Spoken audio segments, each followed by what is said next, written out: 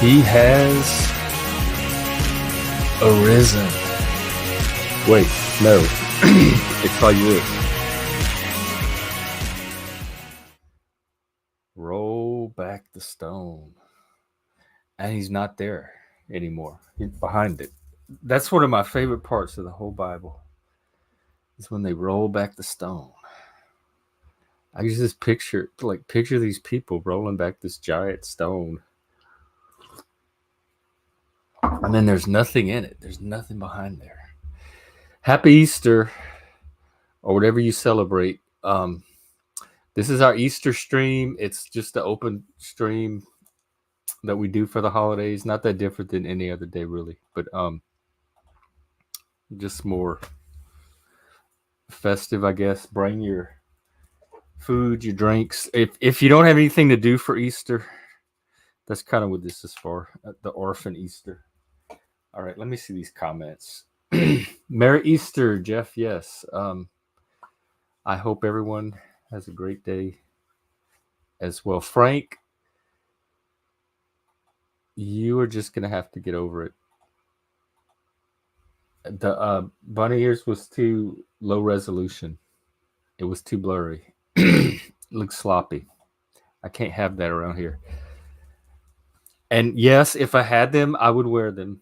I don't know what happened to the bunny ears. They're somewhere. They probably got lost in a move or something. But or maybe they broke.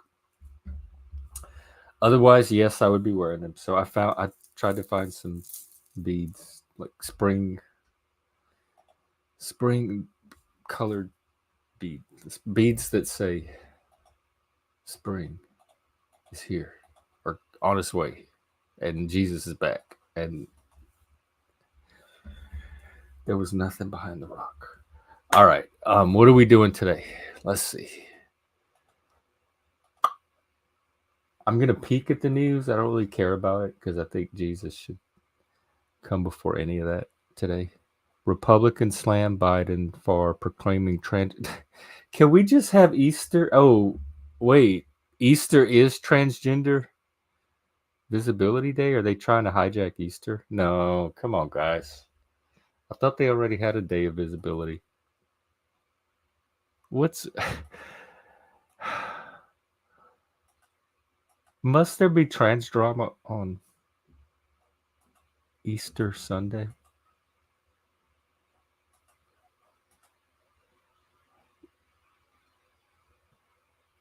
Is facing criticism from Donald Trump's campaign and religious conservatives. So those are the two groups they're tying together now in this story. He issued a proclamation on Friday calling for all Americans to join us in lifting up the lives and voices of transgender people throughout our nation and to work eliminating violence and discrimination based on gender identity. Okay, that nobody cares about that anymore. They're not facing all that much, and we know they're there, their lives and voices and everything. So it's time to move on to the next wave of thing. But anyway, he made a proclamation. It seems like we've been doing that for like 10 years now, lifting up the voices of transgender people.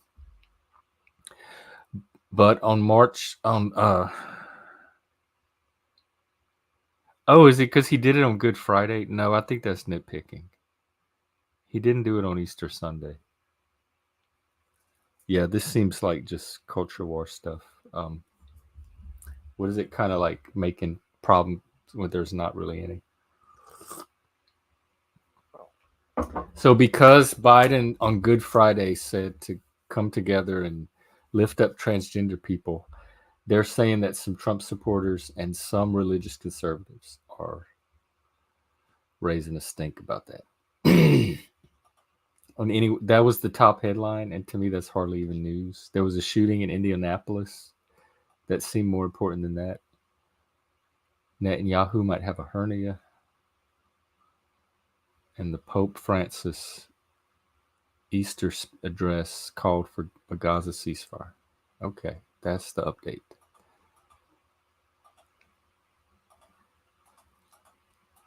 Oh yeah, happy Easter, Twitter friend.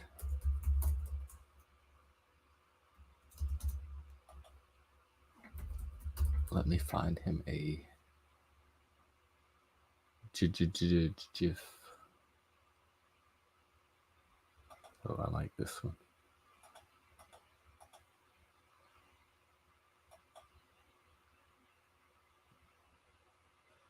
All right, took care of that.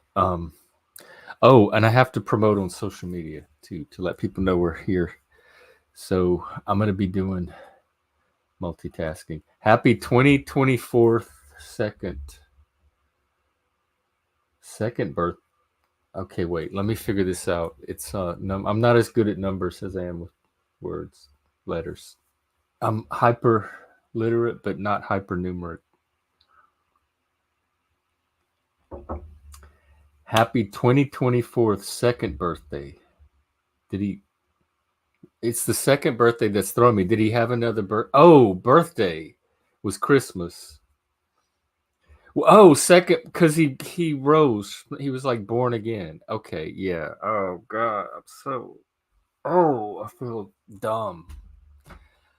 Dumb. When y'all hear me making fun of stupid people on this stream in the future, just remind me of this moment because that is how I feel right now. Yeah, I get it now. I don't know why my light bulb took so long to turn on. And it was funny. Okay, what am I doing? I don't know. Oh, you know what they have today? Maybe if they still do it. We watched it during COVID. It was the they do it in San Francisco, the queer community. It's the Foxy Jesus contest, and it's like a bunch of guys in like gate up and their shirts off and togas walking around like doing a Jesus imitation contest. And they have somebody marry too. And they usually stream it live.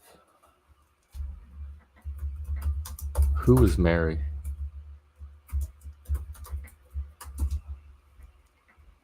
Hunky Jesus, not Foxy Jesus.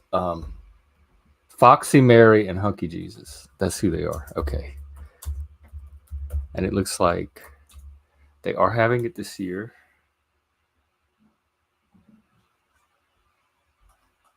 So let me see if I don't think they'd mind me streaming it.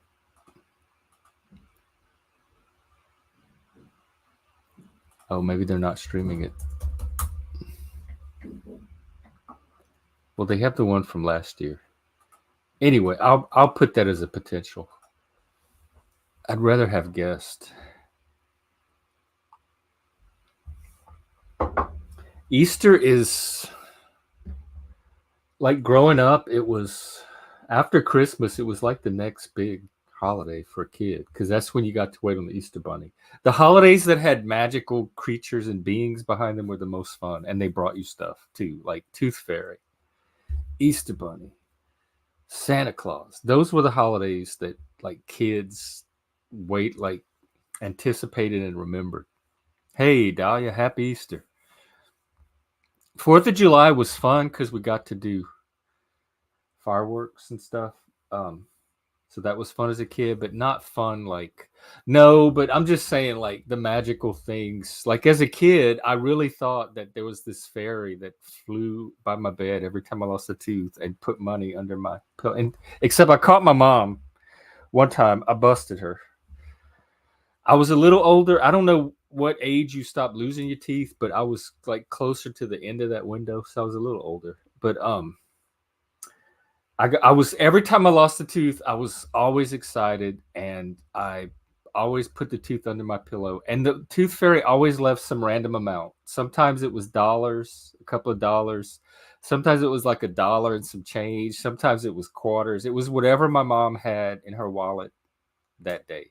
Oh yeah, Halloween too. I'll get to that one too. That was another good one for kids.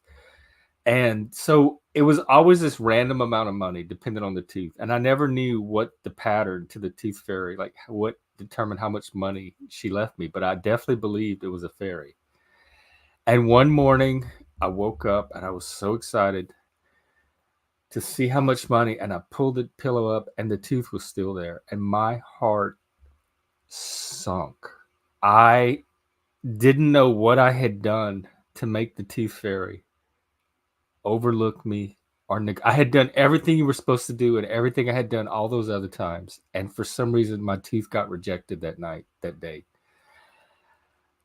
And it was a school day. I was like, had to get ready for school and everything. I was traumatized. I was crushed.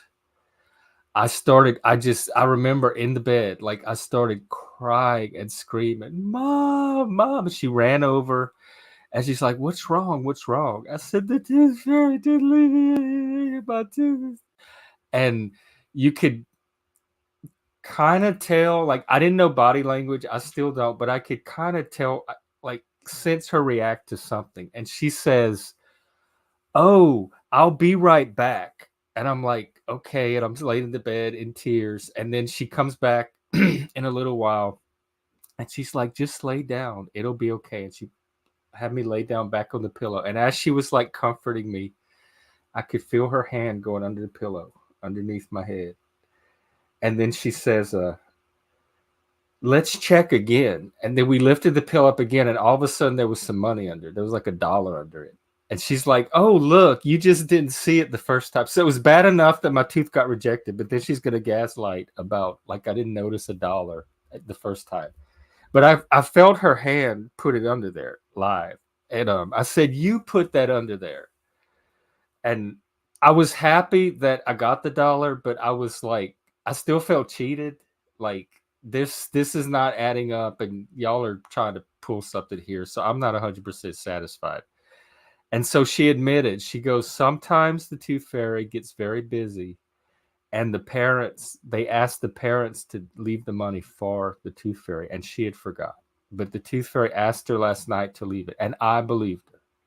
And she said, and I said, well, is the Easter Bunny and Santa Claus still real? And she's like, oh yeah. She assured me those were totally still real. So she had me believing still in the Easter Bunny and still in Santa Claus, and sometimes in the Tooth Fairy if they weren't really busy and it wasn't your parents doing it that night. She had me believe in all of that after that Tooth Fairy incident. So I still believed in the Easter Bunny, Santa Claus, and I waited too.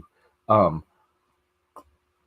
was the kid that would leave the cookies and the milk, and I would try to catch Santa. I would like wake up and try to catch him in the midnight. Never could. But our Christmases worked a little different because,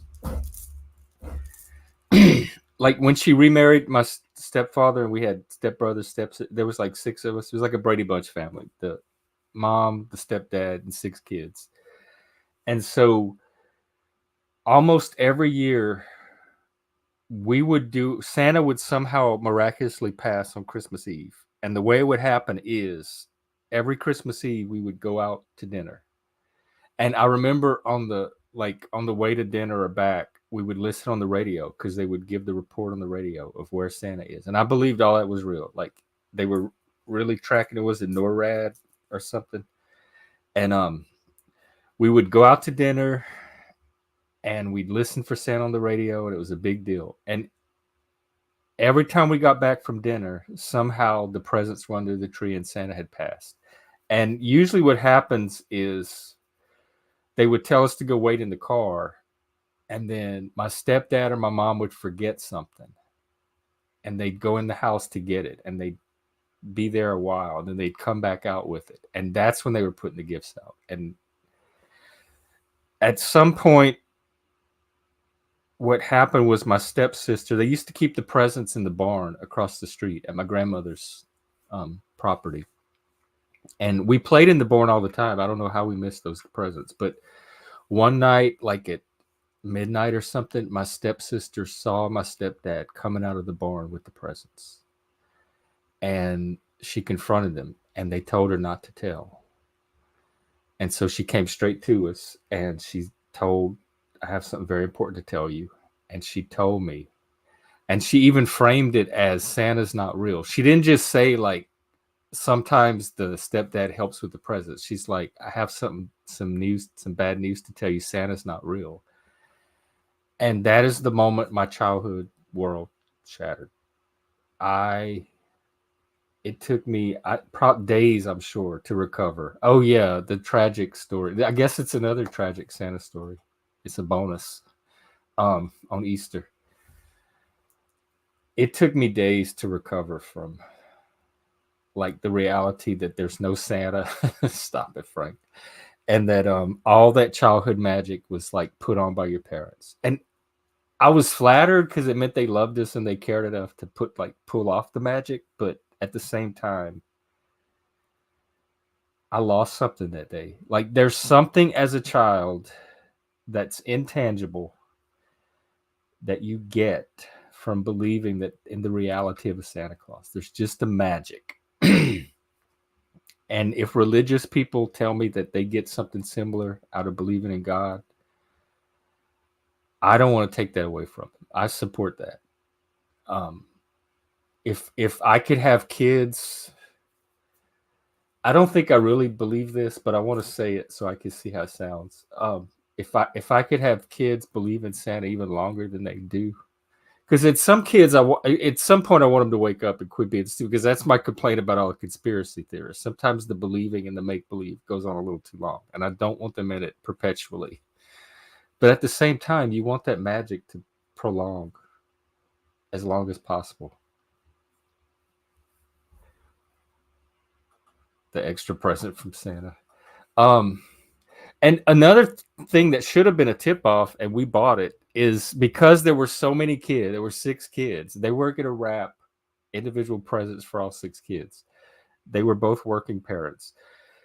Every Christmas, we each got a hefty bag, like a black lawn and leaf bag with our presents in it, tied with the bow and our name on the back, like a sack of presents. There was a trash bag, and so every year we knew to run to like find which trash bag was ours with our name on it, and then the presents were all in the trash bag but unwrapped. So all we had to do was rip the trash bag open, and that saved our wrapping presents. So we never got like individual gifts from Santa or anything. We just got a trash bag that we knew came from Santa, full of presents, and we just assumed they were all from Santa. And then our parents gave out their stuff the next day, like Christmas morning, because they would space out the gifts because we had like a bunch of relatives too. We had like 5 or 6 grandmas, and so we do Santa Christmas Eve, and then we'd wake up and we do like the mom and dad gifts, and then we go to my grandma's and we do the grandma gifts, and then the aunt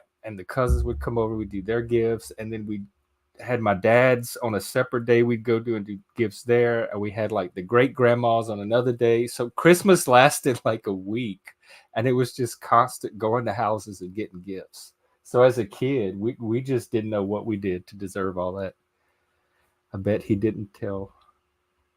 Ah, ha ha ha. So that's my I'm sure I was leading into an Easter story with that, but I think I got sidetracked or lost. Oh yeah, Jeff's. Are you gonna tell your kids about Santa? Yeah, Halloween. Like, are you gonna, even as a Satanist, even as a non-believer, non-religious, basically secular humanist? If I had kids, I would still probably do the Santa thing with, just because I just remember how much fun it was for us and how much meaning it added to childhood. And then we'd watch all those Christmas specials on TV.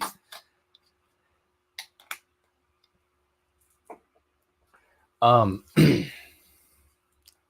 gosh, yeah. For those that don't know, I guess I could tell it. Y'all are talking about it in the chat. Jeff is engaged, and I guess there's going to be a date soon. So they're talking about that coming up.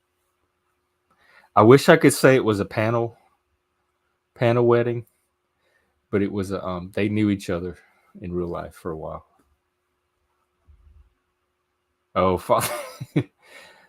I met another Jeff last night too, a streamer whose name turned out to be Jeff, and I'm like, oh no, we're proliferating.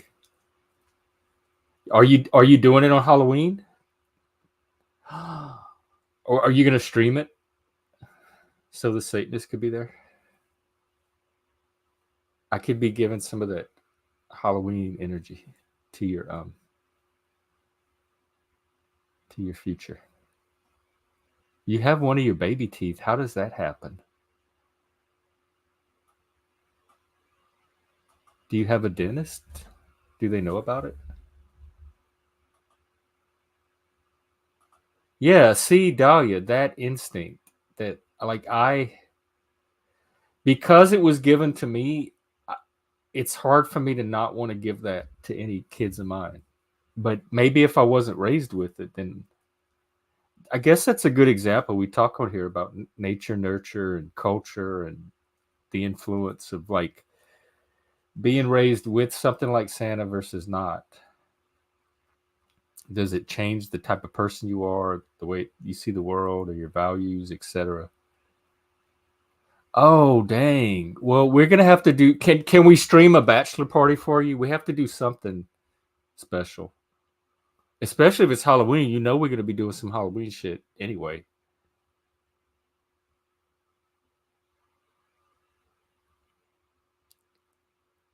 Frank, this is a neurodivergent panel space. That kind of stuff's gonna happen. Halloween is a small window. You think? I don't know. I didn't. I've never had to pull off a wedding. I proposed to my boyfriend, to Mike, when we were together. Um, but that was before gay marriage, so we didn't like we took it seriously, but we couldn't really do anything real about it. But if we could have, we definitely would have. But that's the only that's as close to having to do any kind of wedding that I've been involved in. I was a best man, not a best man. What do you call it? The groomsman at I was a good enough man at my friend's one of my good friends' wedding. I had to do a tuxedo and be in the wedding party and everything, and the rehearsal dinner thing the night before. That's the when I ended up at that strip club at the Hustler Club, Larry Flint's strip club chain. They had one in New Orleans, and it was the bachelor party night, I think, or the rehearsal dinner night. Everybody was ready to call it a night, but me and my friend were ready to keep going. So he wanted to go to the Hustler Club, and then he went off. It was really nice. It wasn't like you'd think strip clubs are scuzzy and skeezy and everything, and the ones on Bourbon Street are. But this was really upscale and nice. And they had the big pole in the middle where they were doing the dancing was unbelievable. She would like climb the pole with her feet and then use her feet to fly out sideways and twirl and then come down. It was like acrobatic, Cirque du Soleil level acrobatic. And they had like nice neon ambient lighting. It was real colorful but classy, and they had fog and mist and they had this lady. She looked like one of the Austin Powers girls, and she was black, kind of light skin with a big afro and go-go boots, and she had this little tray of test tubes that were glowing, and it was shots, and she asked if you, and my friend bought me, that's what happened. He bought me a shot, and then he said, I'm going to go off in the little room where you get the dance. He wanted a lap dance or something, and just to stay out here and drink my shot and just hang out and be cool. And I had my tuxedo, so they all thought I had money. So they were like, everybody was coming up to me for dances and tips and to sell shots and everything.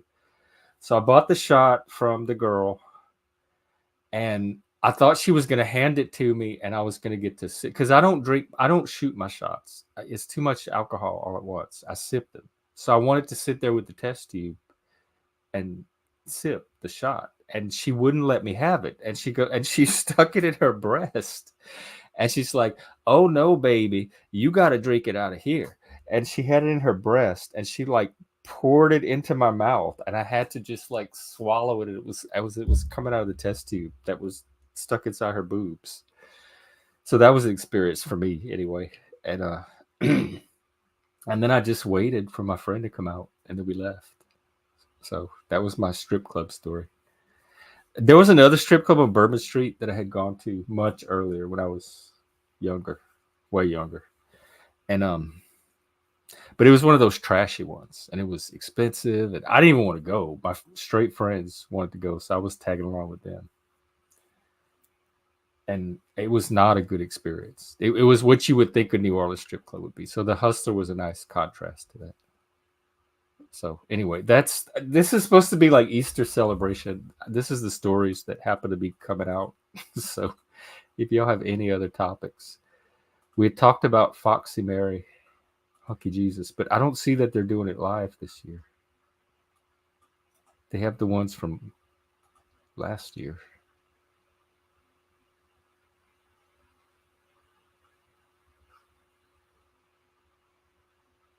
So I don't know.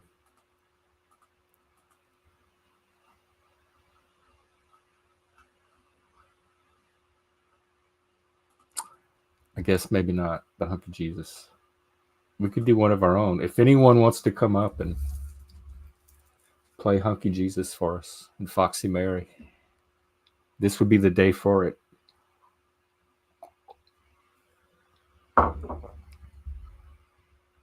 Oh, Jack. That's hard. How do you? I couldn't keep myself exposed to that. I didn't talk to my mom for like over 10 years. Because of just it got very negative. Hi guys. Happy Easter. Happy Easter. I was hoping you were going to go live earlier. I bought this thing today. So when I go to the thrift stores, I can clamp it on the cart. Then I can put my phone. Yeah, because it light. Oh wow, it has the light and everything. So like this light has different colors. So see it, you probably can't see it's strobing. Like different tint, like warm to cool. Like that's red. You can't see it. Oh that's yeah, I do see. Is that green? Oh, where'd it go? That's a blue. Mm-hmm. That's a yellow. Oh wow, I love it. Purple. Yeah, so I got this today, and I was gonna go hit a thrift store, but you hadn't logged in yet.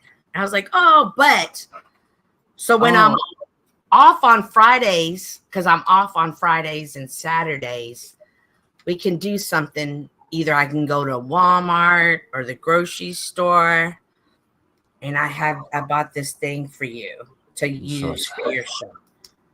I did another cooking show, but the smoke alarm went off. I dropped my food. Did you cook anything today for Easter? No, I got up and went to church this morning. Next weekend, this Friday, I'm going to take the dogs to get their pictures in the bluebonnets. So I will stream the newspaper. Oh, you don't know Texas bluebonnets is the Texas flower, and it only comes out this time of year. Like you can't pick them. Oh, so the dogs are going to be in the bluebonnets. Yeah, like people go and take pictures of their babies in the bluebonnets, and I got them an outfit today to go take their pictures in. Oh my God, I can't wait to see that. Yeah, so whenever Chris and Lindsay, if they want to go, oh my gosh, we're good to go. We don't have to hold our phones. We just have to clip it to our cart, and away we go. That's right. Get it. It's 2024. Yes, I am. Listen, the world's a stream out there. We are innovators. We are innovating and pioneering the future of streaming. I even have a because this is obviously connected to a USB, but I have an electric charger that I can't wait for this. That I already have. Oh, it's right here. See, I already have my camera bag always ready. And I already have my portable charging station for when I go and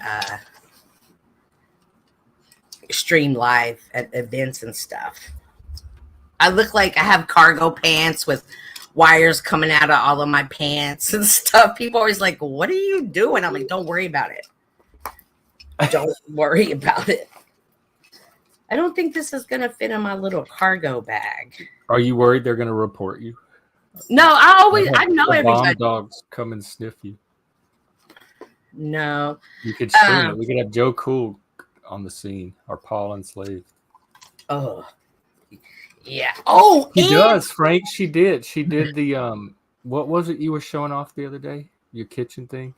yeah, kitchen cooking. And at church today, I streamed.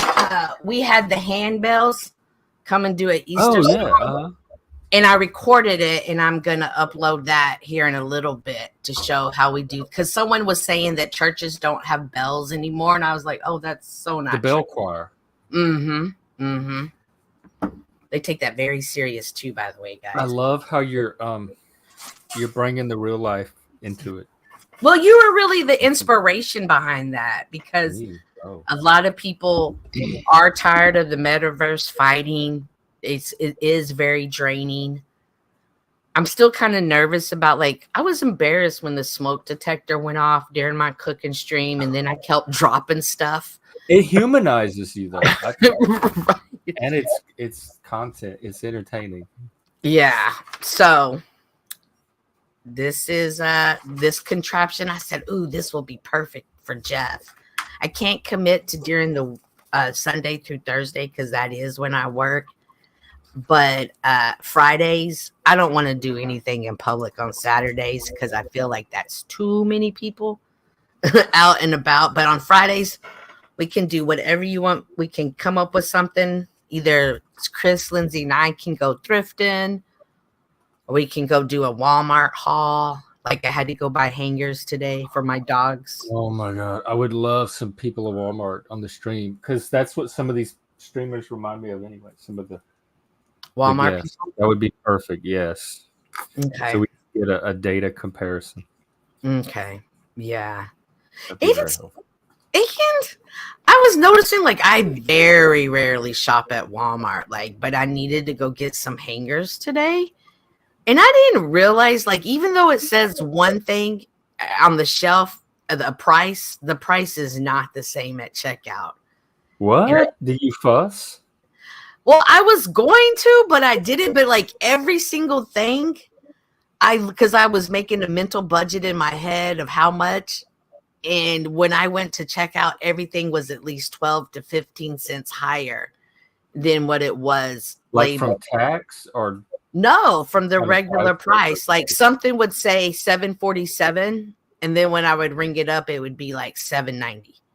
I would be telling the lady something. So I think next time I'm definitely going to like film the price and then show the checkout. And maybe we can get the Walmart.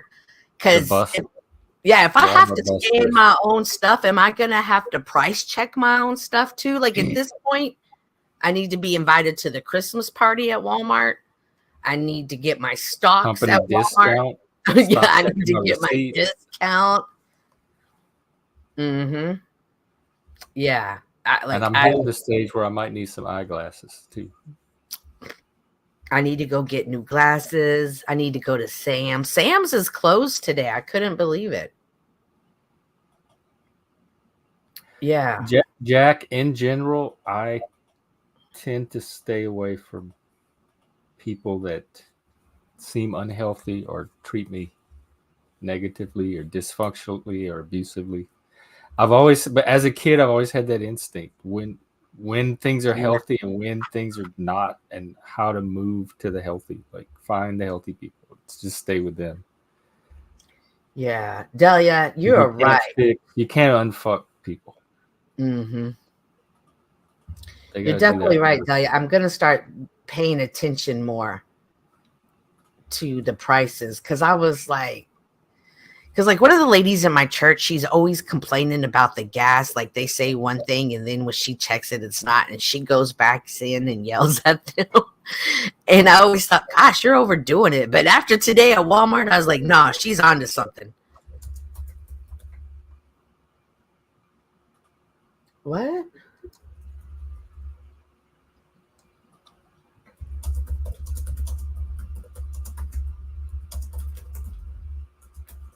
What's going on? Huh? Oh, Jack's pulling a Lindsay Smith in chat. What? Don't be making fun of my friend. This is just Frank being his little monkey self. Well, Delia, I hate that we have to be on top of a Walmart to remind them how to do their job correctly. Like, what?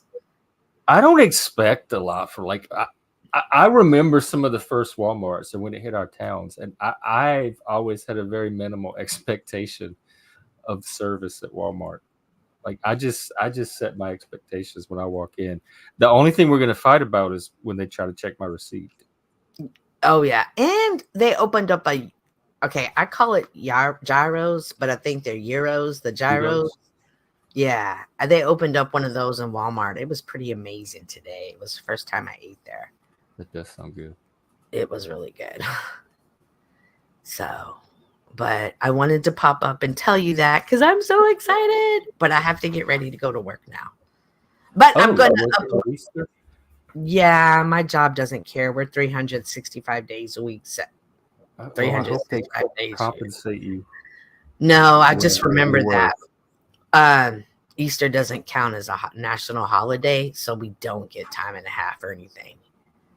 Yeah, I know.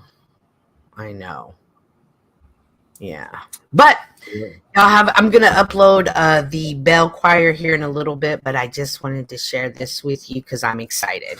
Can I play it once it's uploaded? Mm-hmm.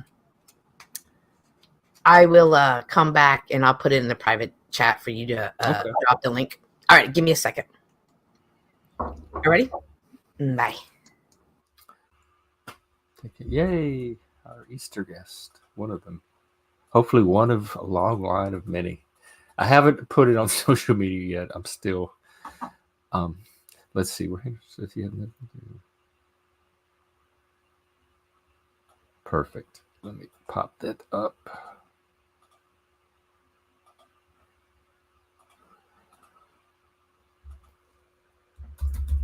And then put it here.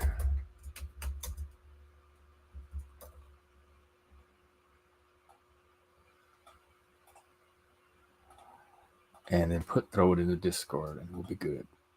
Here we go.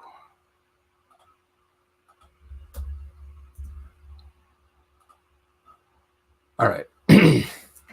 We'll see if that draws some boys, girls, and various other gendings to this yard. There might be some Easter eggs hidden. Tragic Walmart greeter stories. Yeah, I guess I got one of those.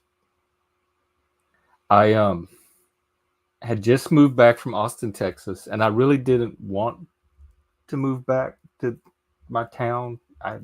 Part of going to Austin was to get away from that area, so I was not in the best of mood. I was bitter. I didn't have the greatest attitude about being back, and I was just really irritable and bitchy. And I had to go return something at Walmart.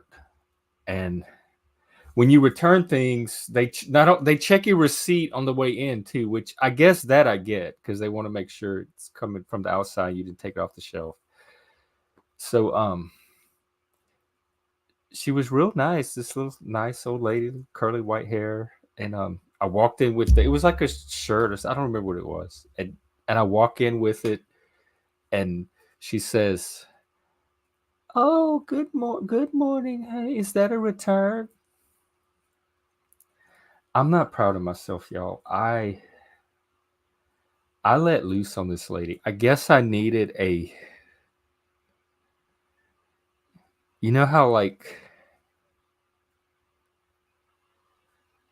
people with higher status take advantage or like mistreat the servants or whatever because it's to get their aggression out or like a whipping boy. I guess I needed one of those because I was not in this is the way not to deal with your mental health and not a coping tactic I would recommend. But it was just an opportunity, and my demon at the time took it, and I just laid into her. And she's like, "Oh, good morning. Is that a return?" And I said, "What does it look? Does it look like a return? Of course it's a return. Like, do you think I would just walk in here with like I just a torrent of frustration at this lady, and you could tell she was almost in tears. She's like, "I'm sorry. I just have to check receipt." Like, I felt like doggy doo doo, bad. And I probably needed to be punished that day. If God had decided to punish me, that would have been the day to do it. Let's see. Let's check it with Busker. Maybe we'll get an Easter song. Happy Easter. Hello, how you doing, Jeff? I'm doing good. What's going on with you?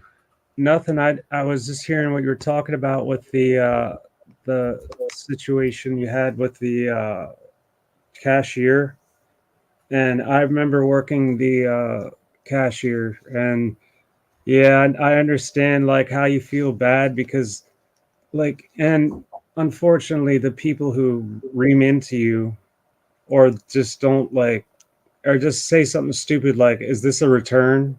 when you're bringing in something, right? It's just like, yeah, I can understand, like, but you had her in tears.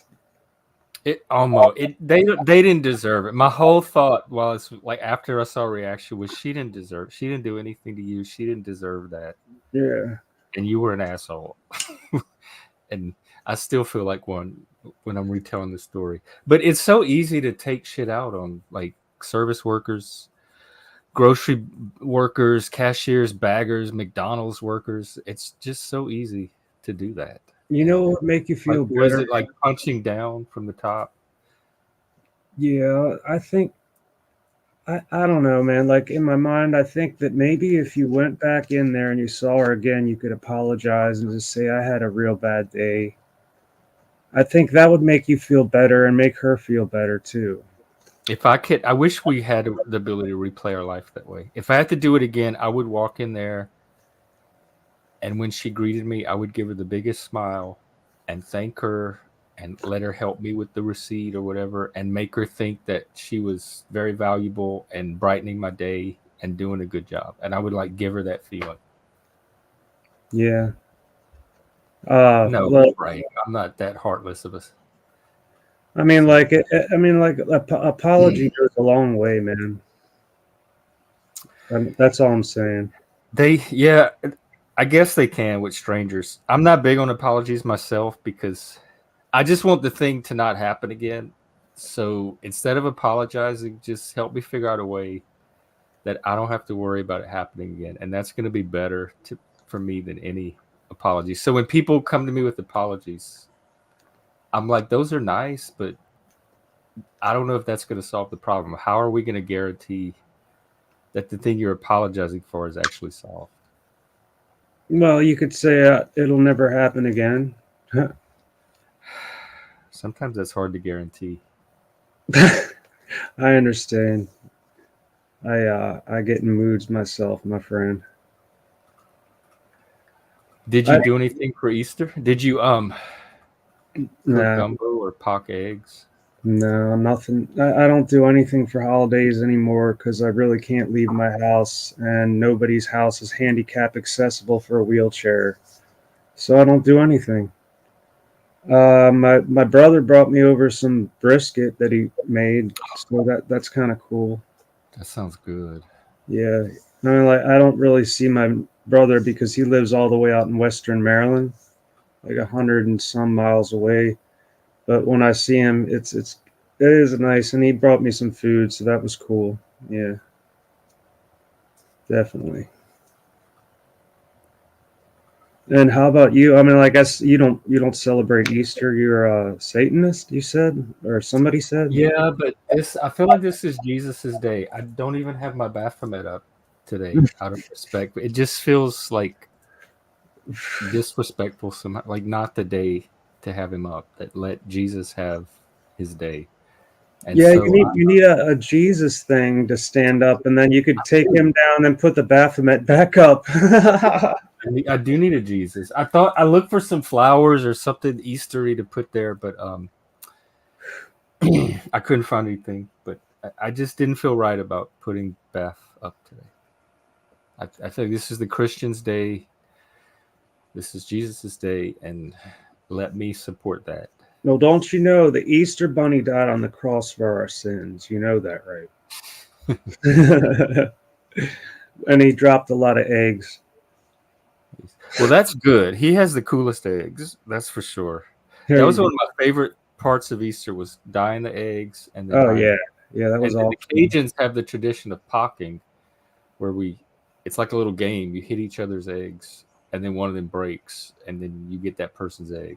And so we loved, and we had the big extended family Easter, so there was like 50 people around. And so every time a new person showed up, you were excited because you got to try to break their egg. And Yeah, that just yeah. went on all day long. So like you just like not maliciously just kind of like fucking with them, break their eggs. No, it's a game. It's a Cajun tradition, and it's a game. And like you hold the eggs in your fist, and you one person hits the end of the other person's egg, and one of the eggs are going to break. And Yeah, so it's like you try to be the person to break as many eggs as possible, and all you get is the egg, and you can yeah. only meet so The many hard eggs. So hard like what boiled. happens is we put them in a big bowl, and at the end of the day, my grandfather made deviled eggs out of all of the broken hard boiled. Yeah, yeah, that's cool. That's kind of a cool tradition for youngsters, I'm sure. Yeah, and that's like, is that really like a Cajun tradition? Is that, or is that like a, Yeah, it's Cajun, but they've also traced it back to like the Greeks had a version of it too, where they would dye the eggs and break them or something. yeah, So we're not the only culture to have done it, but we don't. They don't know that our tradition is related to the Greek tradition. huh. Yeah, I learn something new every day. That's interesting. Yeah. The I've been trying to learn how to soft boil and like not even parboil, like soft boil the egg. So the center is completely runny, but it's hard because the white you have to be very careful getting the shell off. And some of the white goes away. It just kind of is trash. But the center of the yolk is completely soft, like a little ball of liquid. It's How do interesting. you do that? Is like Well, like I put the eggs in, I start the water boiling high, and then I put the eggs in. The eggs are cold, so it'll take the temperature down a bit. And then once it starts going up again, I turn it back, and I have it on for about 5 minutes, 45 seconds. And then I turn it back, turn it up, like depending on how the water's doing. If you see bubbles going up, that's good. If you see rolling, you don't want that because then you're gonna have hard boiled or parboiled. So I wanted something a little less than parboiled, and I got that down. But it is not. It's not the. It's not the. It's messy to eat. But I felt like I was on drugs after I ate them. I was like healthy drugs. I felt like I was energized. You know. is the yolk healthier if it's liquid? Yeah, yeah. I could tell it's like night and day. If it's like hard boiled, I don't have the same feeling after eating soft boiled centers. I've I don't know that this is the safest thing to do, but I have been known to put eggs in a glass and just drink it all down. You go raw. Yeah, my uncle used to do that, or he'd And put it in a milkshake. I know it, people that do the raw egg. oh yeah, I mean, like I remember in home ec class, the teacher, we had to put a raw egg in our smoothie type thing we were making. So like raw eggs, like I guess they're not really that dangerous unless you see blood inside that shell. I mean, or some sort of malformity, which is very, very rare. You know. Are they supposed to be dangerous? Well, I don't know. I mean, like you'd think, like if it's completely raw, I didn't get any stomach ache or nothing. I just felt like really energized. The closer it is to being raw, the more energized you feel from the eggs. That's what I found for sure. Oh, I mean, I'm not recommending it. I'm just, well, I don't eat a lot of egg. When the eggs I eat are the kind in the frozen, like breakfast tea yeah, dinners that are they're probably for what is it dehydrated, reconstituted. yeah, Yeah, like dehydrated egg. Oh my God, Moose, this list. Moose just sent me here. I want to show this to y'all since it's Transgender Day of Visibility. Yeah, I wish Lib were here. Uh, Moose just sent me this list of all the days. March 31st, Transgender. April 6th, International Asexuality Day. April 13th, Day of Pink, Opposing Homophobia. 26th is the lesbians. 19th is agender. 25th is pansexual, panromantic. It goes on and on and on. Gender fluid months of visibility, nothing. which is different from trans. And then you have Transparent Day. You have Intersex Day, Spirit Day, International Pronoun Day. All like they have the whole year. Like look how many days out of each month they Is have. this in a certain state or nationwide? I don't know. It looks national. Moose, is this authoritative, or is this like a group putting out their fantasy lists of what they wish the holidays would be? Like that's called nothing. That's called I'd call it malignant narcissism, but it's narcissism. It's first world, way too much time and nothing to do, and way too much social media. Yeah, this is the thing. Yeah, beat them at their game. Like break the game and make it work for you. Like just everybody do different genders and join the celebrations.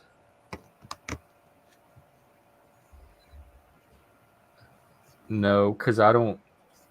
In my day, you had gay and lesbian mostly, and then you had bi. So LGB, and that works for me. That's all I need. So I don't even worry about the other alphabets. I know queer has a political connotation and can mean just about anything now. It's a catch-all, and the T plus all that. It's so weird, man. Like back in the day, that was considered a slander, and now everybody wants to be called queer I or know. whoever. Like what the hell? I was called queer growing up by all the rednecks. Yeah, like well, like just not even just rednecks, just like jocks and all kinds of people. They just fucking they call people queer as as the alternative to faggot, right? So I like yeah, faggot better. I was called that too. I that's was and, called and, all. and technically that's a pile of sticks, right? Yeah, technically or originally it was. Yeah, that's the original term. I don't know why they got how that uh, morphed into that. Hey, yes, we do, Moose.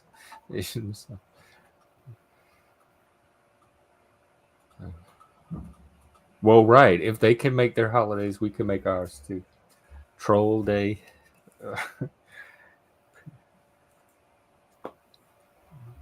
But what I mean, like, I'm wondering, is it just a respect holiday or is it like you get off a work holiday? No, it's definitely not a get. Well, up here it might be. I doubt it's a get off a work holiday. It probably a go on social media and nag people holiday. Yeah. Post memes, remind people.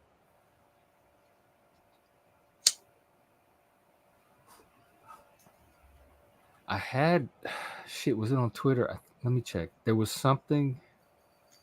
No. Was it on Facebook? Something came across my feed about pronouns, and I wanted to show it to Lib because we were talking the other day about how that stuff is isolated and is not widespread and not really anything to worry about. And it was something about refusing somebody refusing to use. Okay, hang on, it's coming back to me. I think it was something here, Washington State. Refusing to refer to people as their pronouns. Oh, it was some trans people blowing up a meeting, a training, or something here for not because people didn't have pronouns on their screen, like they Ah, didn't have all their pronouns displayed. So it made the trans person feel uncomfortable and not part of the meeting. So they pitched a fit they had to be taken out of the meeting and everything. They were pitching a fit about these pronouns. So people are having those reactions to pronouns. Pronouns for some activists are a big enough issue to cause disruption, to Yep. try to get people canceled, to try to get events canceled. They are using pronouns as like the what is it, the tip of the spear for their activism. This is all coming from the top down. How could all this happen at once? It's just so obvious. There's something very wrong with this. I think it's both. I think it is coming from the top down through academia, where they're publishing these studies saying this is what needs to be done to solve these problems. We're the experts. And I think it's coming from kind of ground up too through social media. Yeah, that too. Yeah. But then there's people that, like the UN and the WHO, really likes to recognize The all ESG. kinds of stupid child transitioning, which is disgusting. I can only, like, I'm told that the actual cases, authentic cases, are very rare. So it's not something that's widespread. Most of the transitioning is happening after 18. Yeah, I'm sure. Yeah, but like the fact that like certain states would even jog that idea at all is just disgusting, and people are championing it like it's normality. It's not normal at all. Well, I mean, I know from personal experience that not normal doesn't necessarily mean bad or wrong or invalid. Well, like children being transitioned is not normal.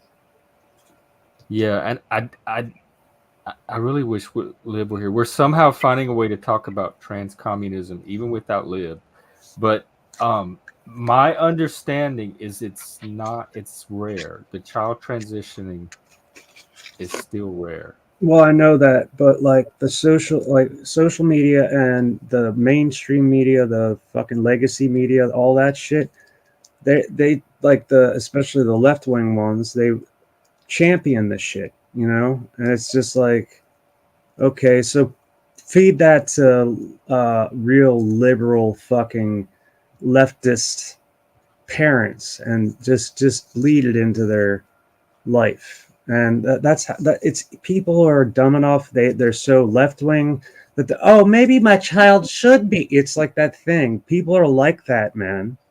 They're like that everywhere. But even if they don't transition them, they'll fuck their brains up confirming their pronouns. That's another child abuse. That's as far as I'm concerned.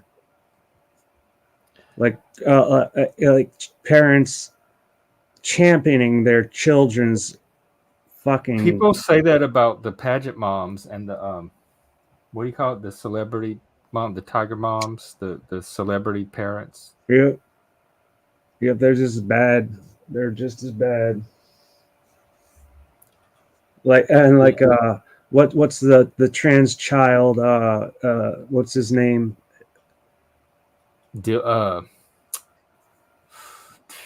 Why can't I remember it? Just start with a D. Not Dylan. The little kid. I know, man. I'm bad with names too, man. Not Dempsey. What's his name? Desmond. Well, there was somebody else. It was or Jazz. You talking about Jazz? Jazz, yeah. And the mother, like totally, she was behind a lot of what the abuse that this kid got, and God knows what that kid's going to turn out to be in adulthood. It's probably going to be suicide. That's just my prediction. They really put him through the ringer. How old is he now? I don't know, because he's probably about in his teens or early 20s. Oh, I thought he was older. Let's see. 23. Yeah, he's 23. Yeah. And my mom used to watch that show. I'm like, Mom, why the fuck are you watching this? This is child abuse. And she's like, oh no, like this is like, and she's totally right wing. So why she was totally into this? It's just like elderly people in the television. They just like, okay, I'm gonna watch jazz every fucking week. Like, mom, you got a problem. It was probably something new and interesting to her. They have Yeah, all kind of weird stuff on TV.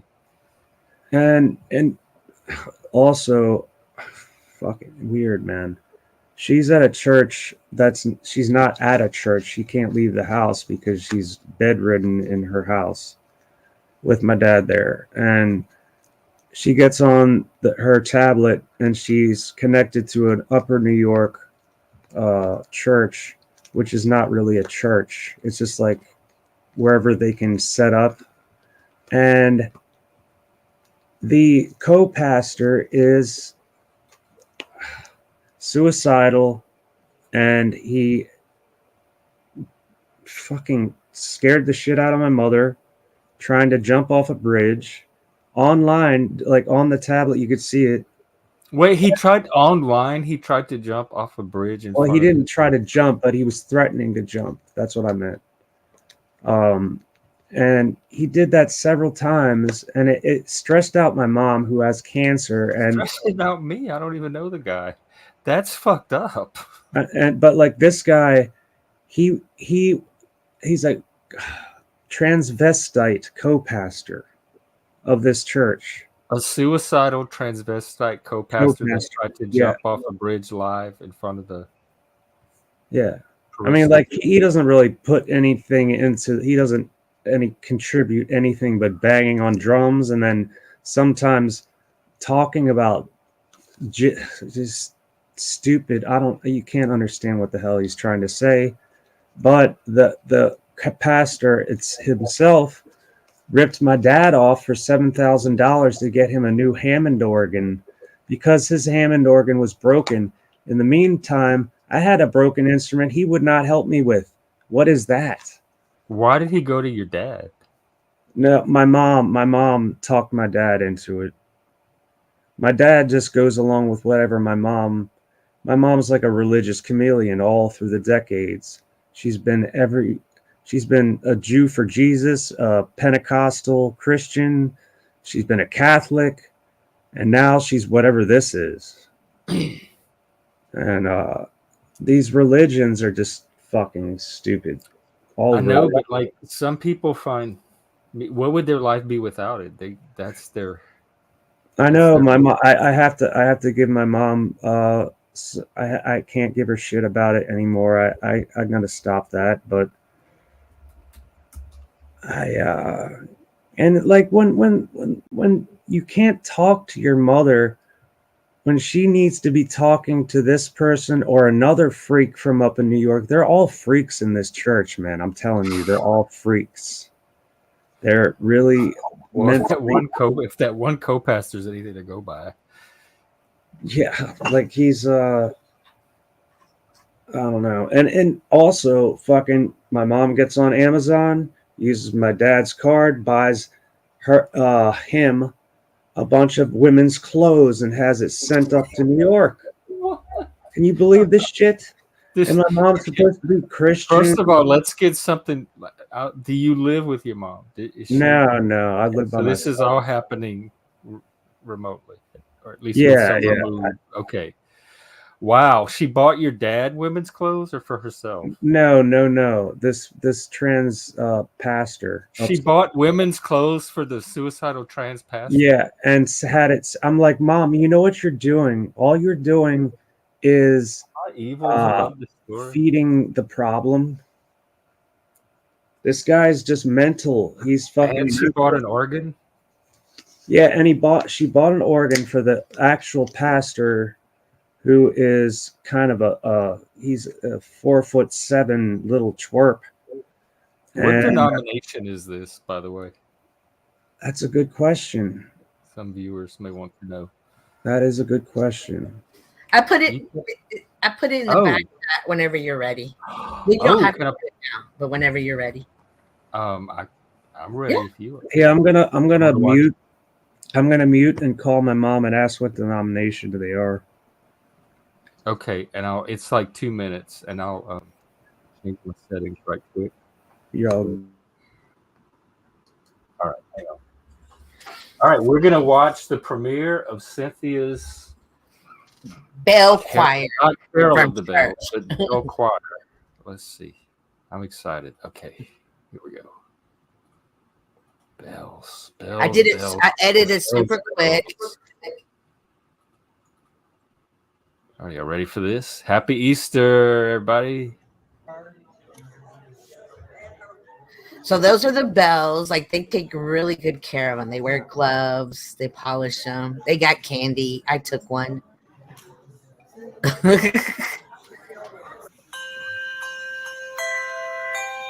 Ooh, they had little rainbows on them.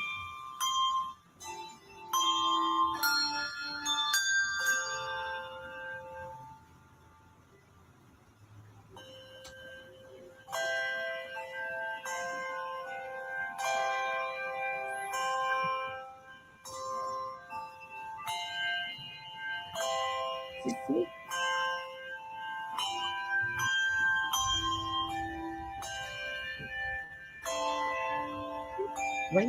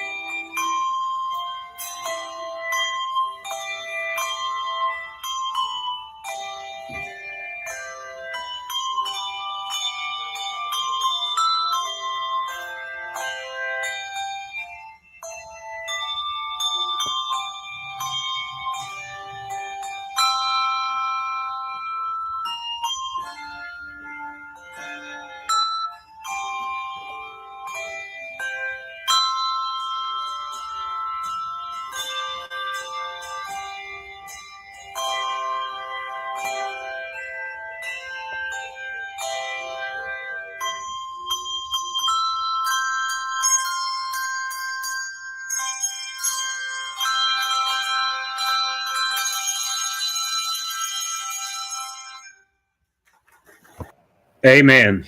Yay! So thank I you. love the ending.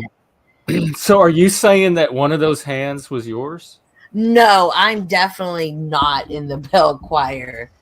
Oh, No, I I was thought you just were filming in it it. for y'all. No. From your church, you were in the audience.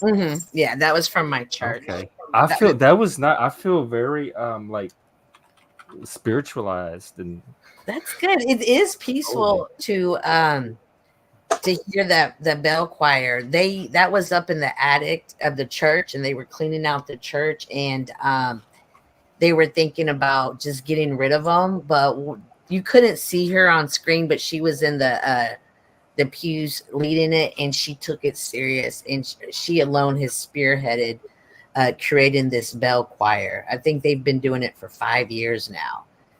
And so she keeps them polished, she keeps them the music, and she motivates everybody to keep doing it. Do you know and what they read off of music. I noticed they don't memorize. They have music. They come out every holiday, and they'll do something special. Do you know what the kind of metal the bells are made of? I showed in the beginning. It's gold looking brass, I would assume. Maybe brass, maybe or polished. Yeah. They had little rainbows on them. I did hear the light was- people mention earlier that bells aren't in churches anymore, and I thought, well, that's not true. So I definitely wanted to show that it sounds great in the church. I love it.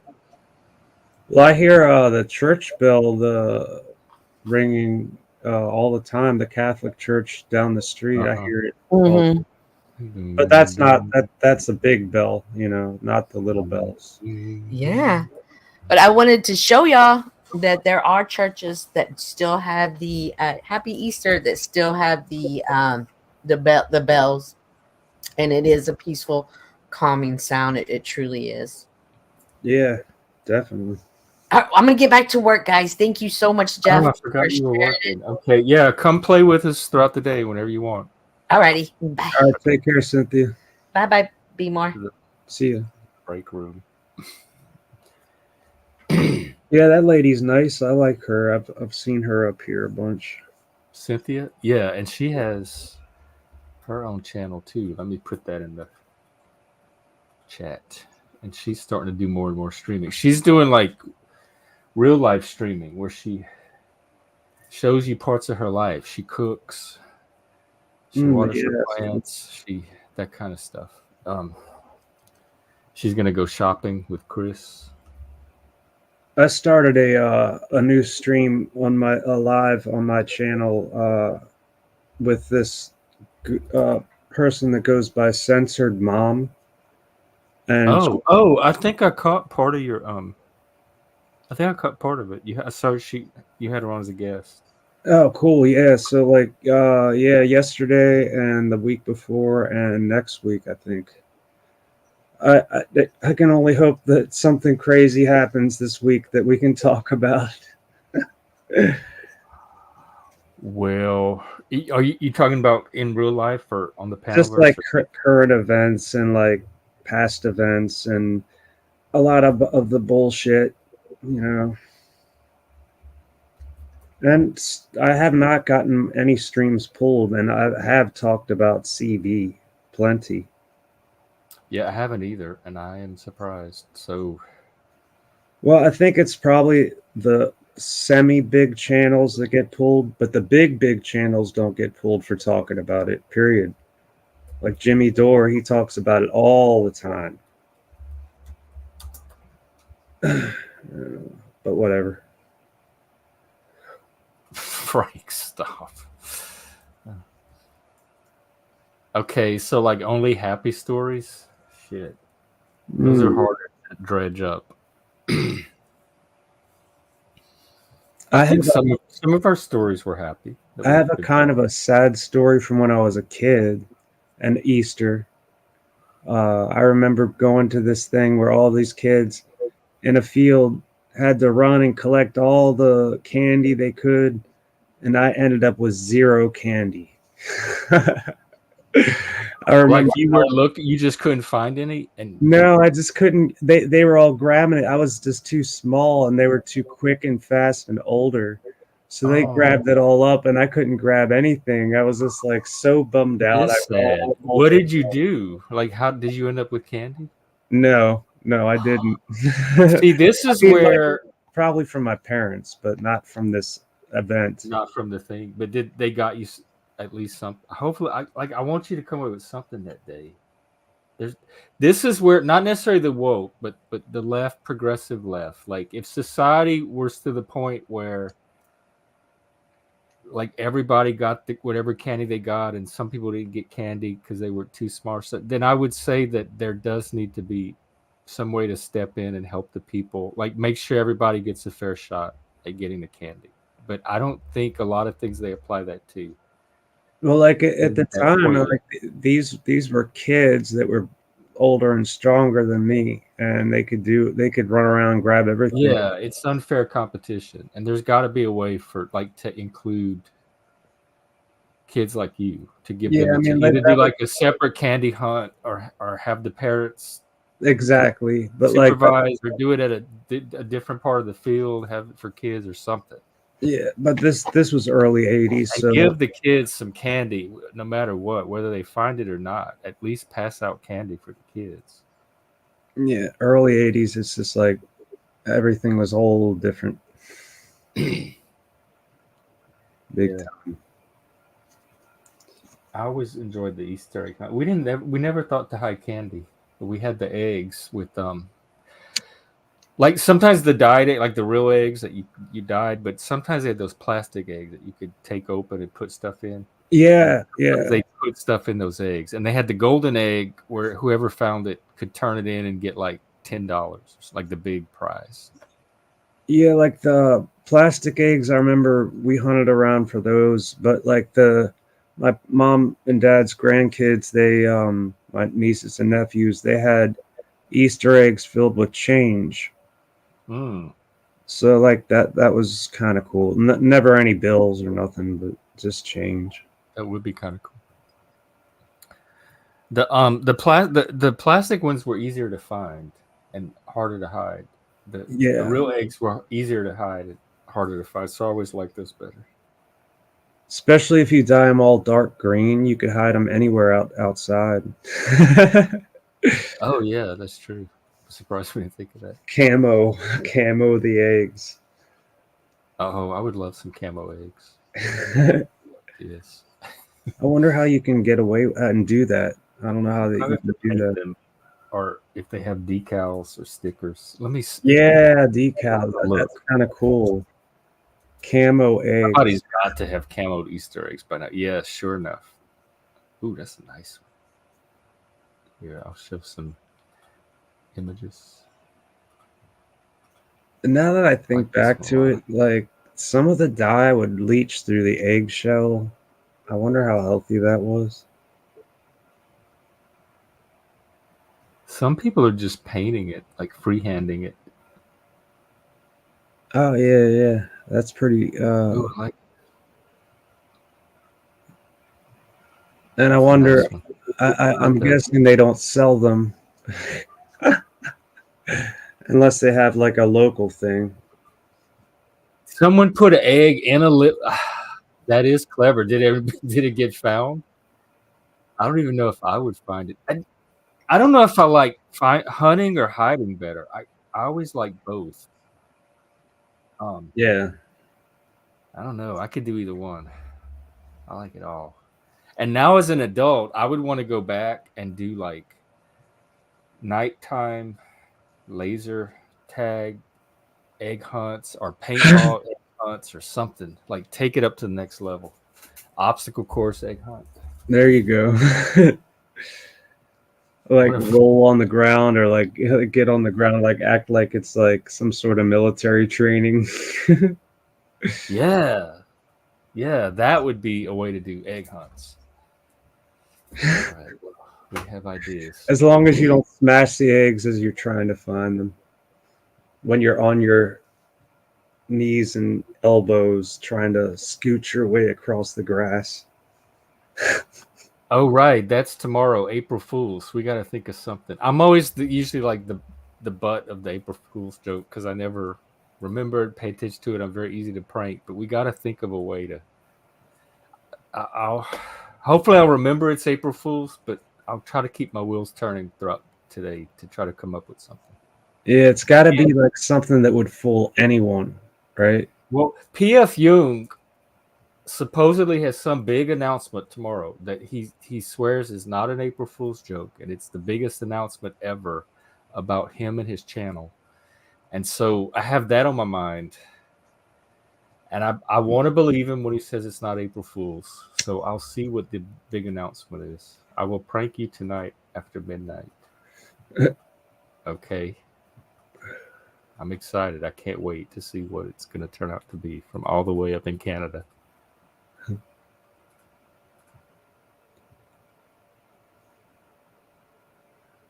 Why did who leave? iFi? Oh, iFi was on. Who left my? Who? Wait, who are we talking about? Left the server. iFi was on some. I don't know. I caught him on a stream the other day, and he called me a soft peach, whatever that means. He was talking to some lady about my channel, and he's like, "Yeah, Jeff's kind of a soft peach." But his main issue seemed to be with Chris and Liv, not even so much with me. Oh, P.F. Young. He's moving and grooving in different directions. He is. It's complicated. Our community kind of started as part of his community, and then we had a shared Discord for a while, and he pivoted the direction of his channel, and he's going to create a new Discord with some friends that are aligned more with his new purpose. And so I have the remains of what used to be the Discord. So he more like handed it off to me than he actually left. I like the Paul. Here's another Paul. So anyway, that's the story with that. So we repurposed it into the Outliers in Exile, which everyone can join. Just contact us for a link. Or not everyone. We don't just let any troll in. He considers himself a comedian. He does his channel is a comedy channel, so might not be to your taste. Frank, what are you doing for Easter? Did you get anything like some macaroni and cheese and Vienna sausage, or a potted meat sandwich, something at least for Easter? Did the egg bunny bring you anything? The egg bunny. The Easter bunny. Oh, you don't celebrate Easter. I'm not surprised. Grinch and Scrooge combined.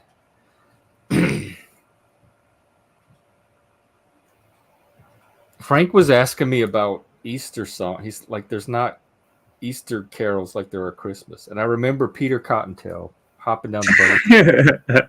That's really about the only one I remember. Yeah, me too. Easter songs. Is there one about a duck or a chicken? There's Jesus songs, church songs, but not really any secular Easter songs.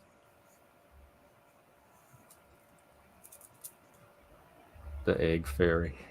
I don't even know of any Christian songs that are about Easter. Like he has arisen. He is arisen. Oh, okay, yeah, that's roll back the stone. Yeah, rock. They could call it rocking and rolling back the stone. Yeah, that's it. Do. My memory's shot. I don't know. It was more the Protestants that had the the memory. The Catholics had the hymns and the chants, and some of them were in Latin, but we didn't really like get up and clap and dance to our songs.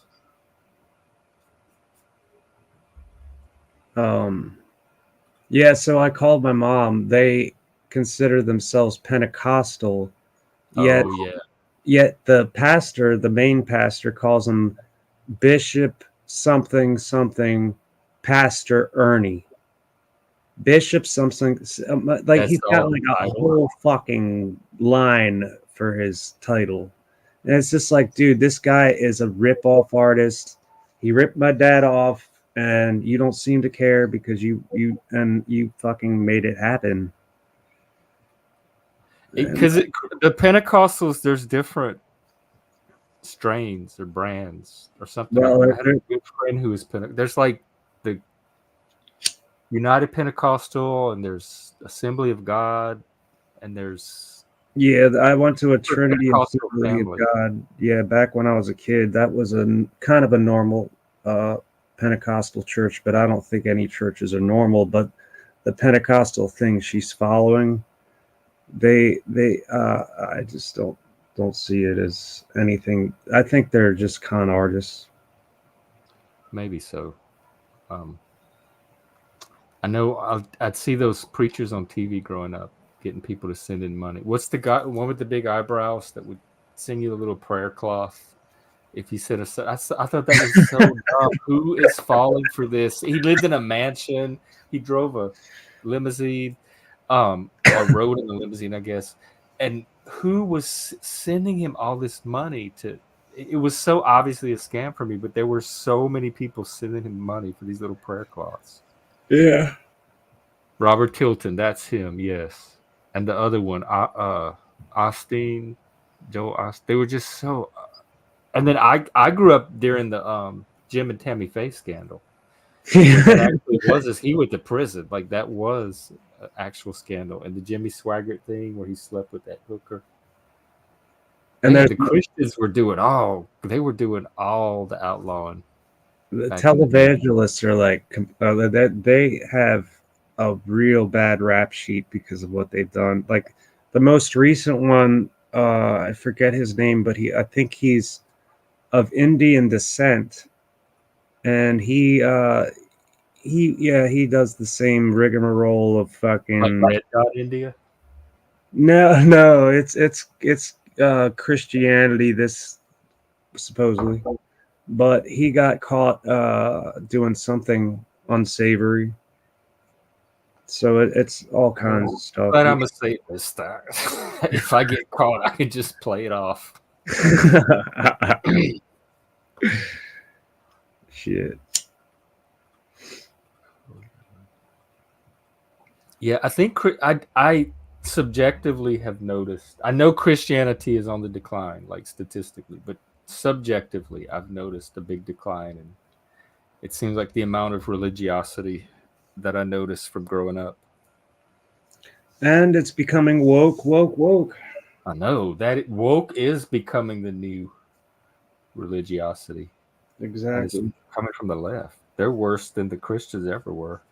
Now, like if all these Zoomers are going to these work churches, they're just gonna keep it going, and it's gonna be even worse. Like years later down the line, that they're gonna rewrite the Bible and all this and that. The woke Bible. The woke Bible. Yep.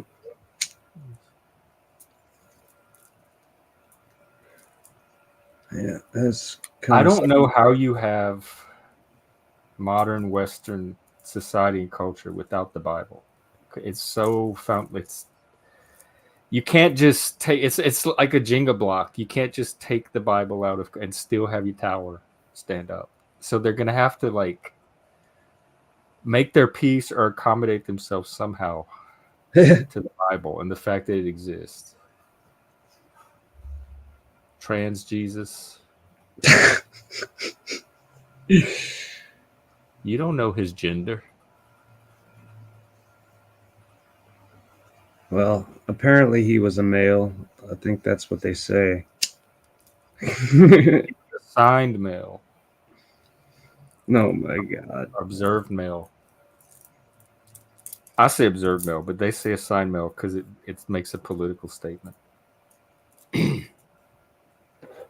Now, if he grew up in Rome towards the fall of Rome, he might have been what we have now. That's like with the fall of Rome, everybody was completely, what's the word? Off their rockers with sexuality, and Rome was sick.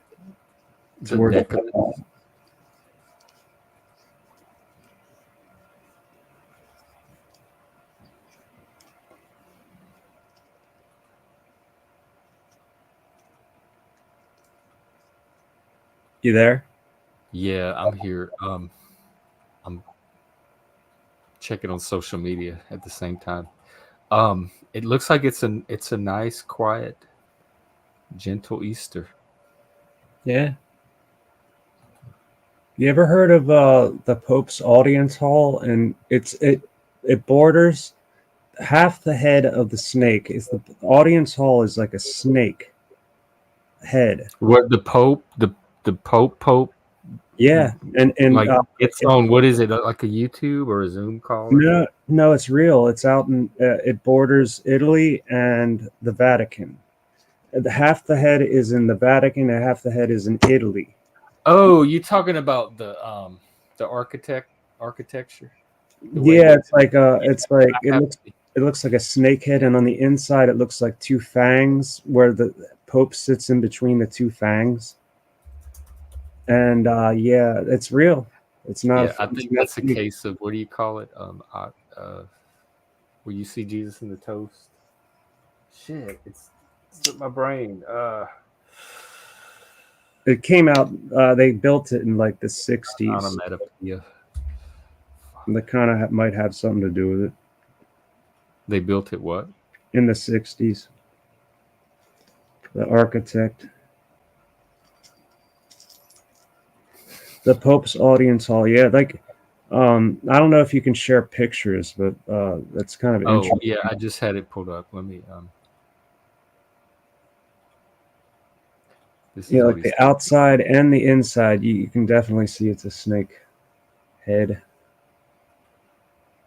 Yeah, that's the inside. The Pope sits in between the fangs.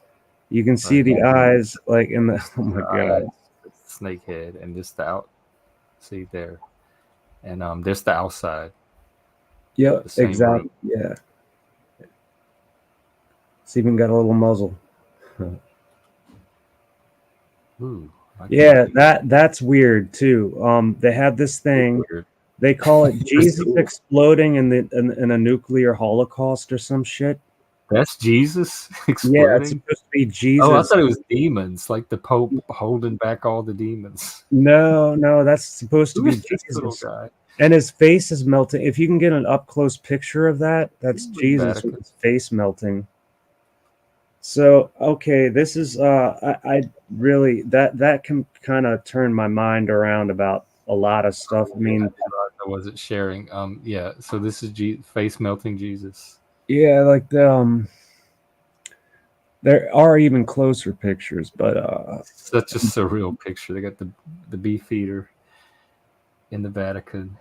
Was it an axe? It's fucking weird, and like chair is so out of style. I would think that the wealthiest institutions in the entire universe would Yeah, like you got a wooden chair, and the Pope is sitting into some fucking you can't see thrift store. He needs a fucking what do you call it? I don't know. It does feel a little satanic doing this on an Easter Sunday. Yeah, well, it's not satanic. It's just it's just showing what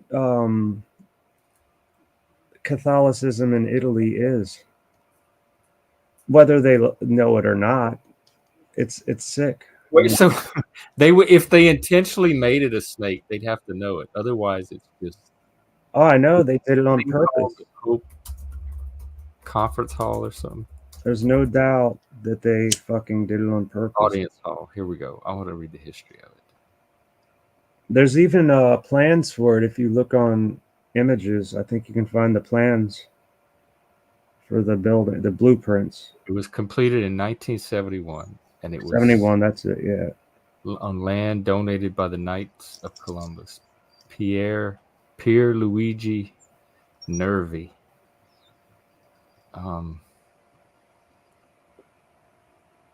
he did all kind of stuff.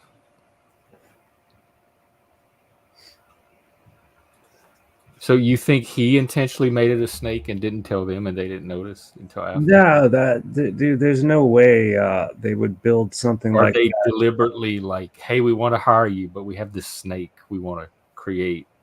Yeah, without I'm sure. Like the person who builds it doesn't come up with the plan, the idea. Whoever poses the idea. So the Pope requested a snake audience hall. Yeah, I think it's a cool building. Like good. It is. Whichever Pope did it. It's weird. I got it. Especially when that's supposed to be the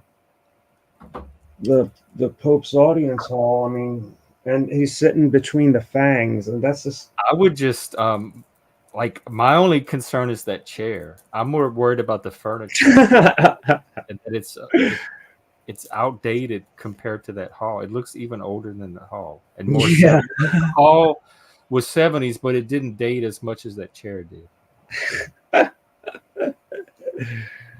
And then the wardrobes, but that's a whole different set of criticisms. I've always had that one. Yeah, they have these sort of guard that come in there that have these really corny looking outfits. They look like the British guards, but they don't look like They don't look like Vatican. Yeah, really. They look like something you'd see walking around at Disneyland. Or something like Yeah, for sure. Oh man. That's high well, strangeness though, I gotta say. the what? The hall is high strangeness, man.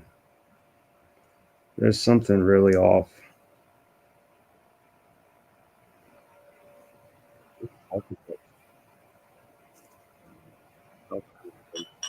Picture.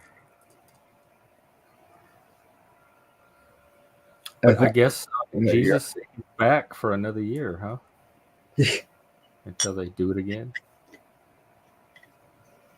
And Jesus and Santa and the Easter Bunny were pagan, like traditions that the church That's right.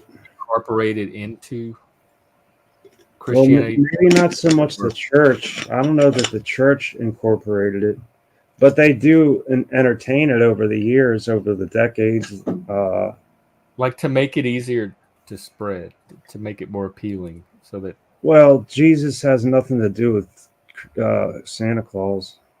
So how does that do anything for anybody? Right, but like the pagans were doing something around that time of year with trees and Oh, you mean presents. back in the old days? Old days. Yeah, so the church just like came and said, "Oh yeah," and also all this other stuff was going on that y'all didn't know about at the same time, and tried to make it all be one thing, so they would adopt Christianity.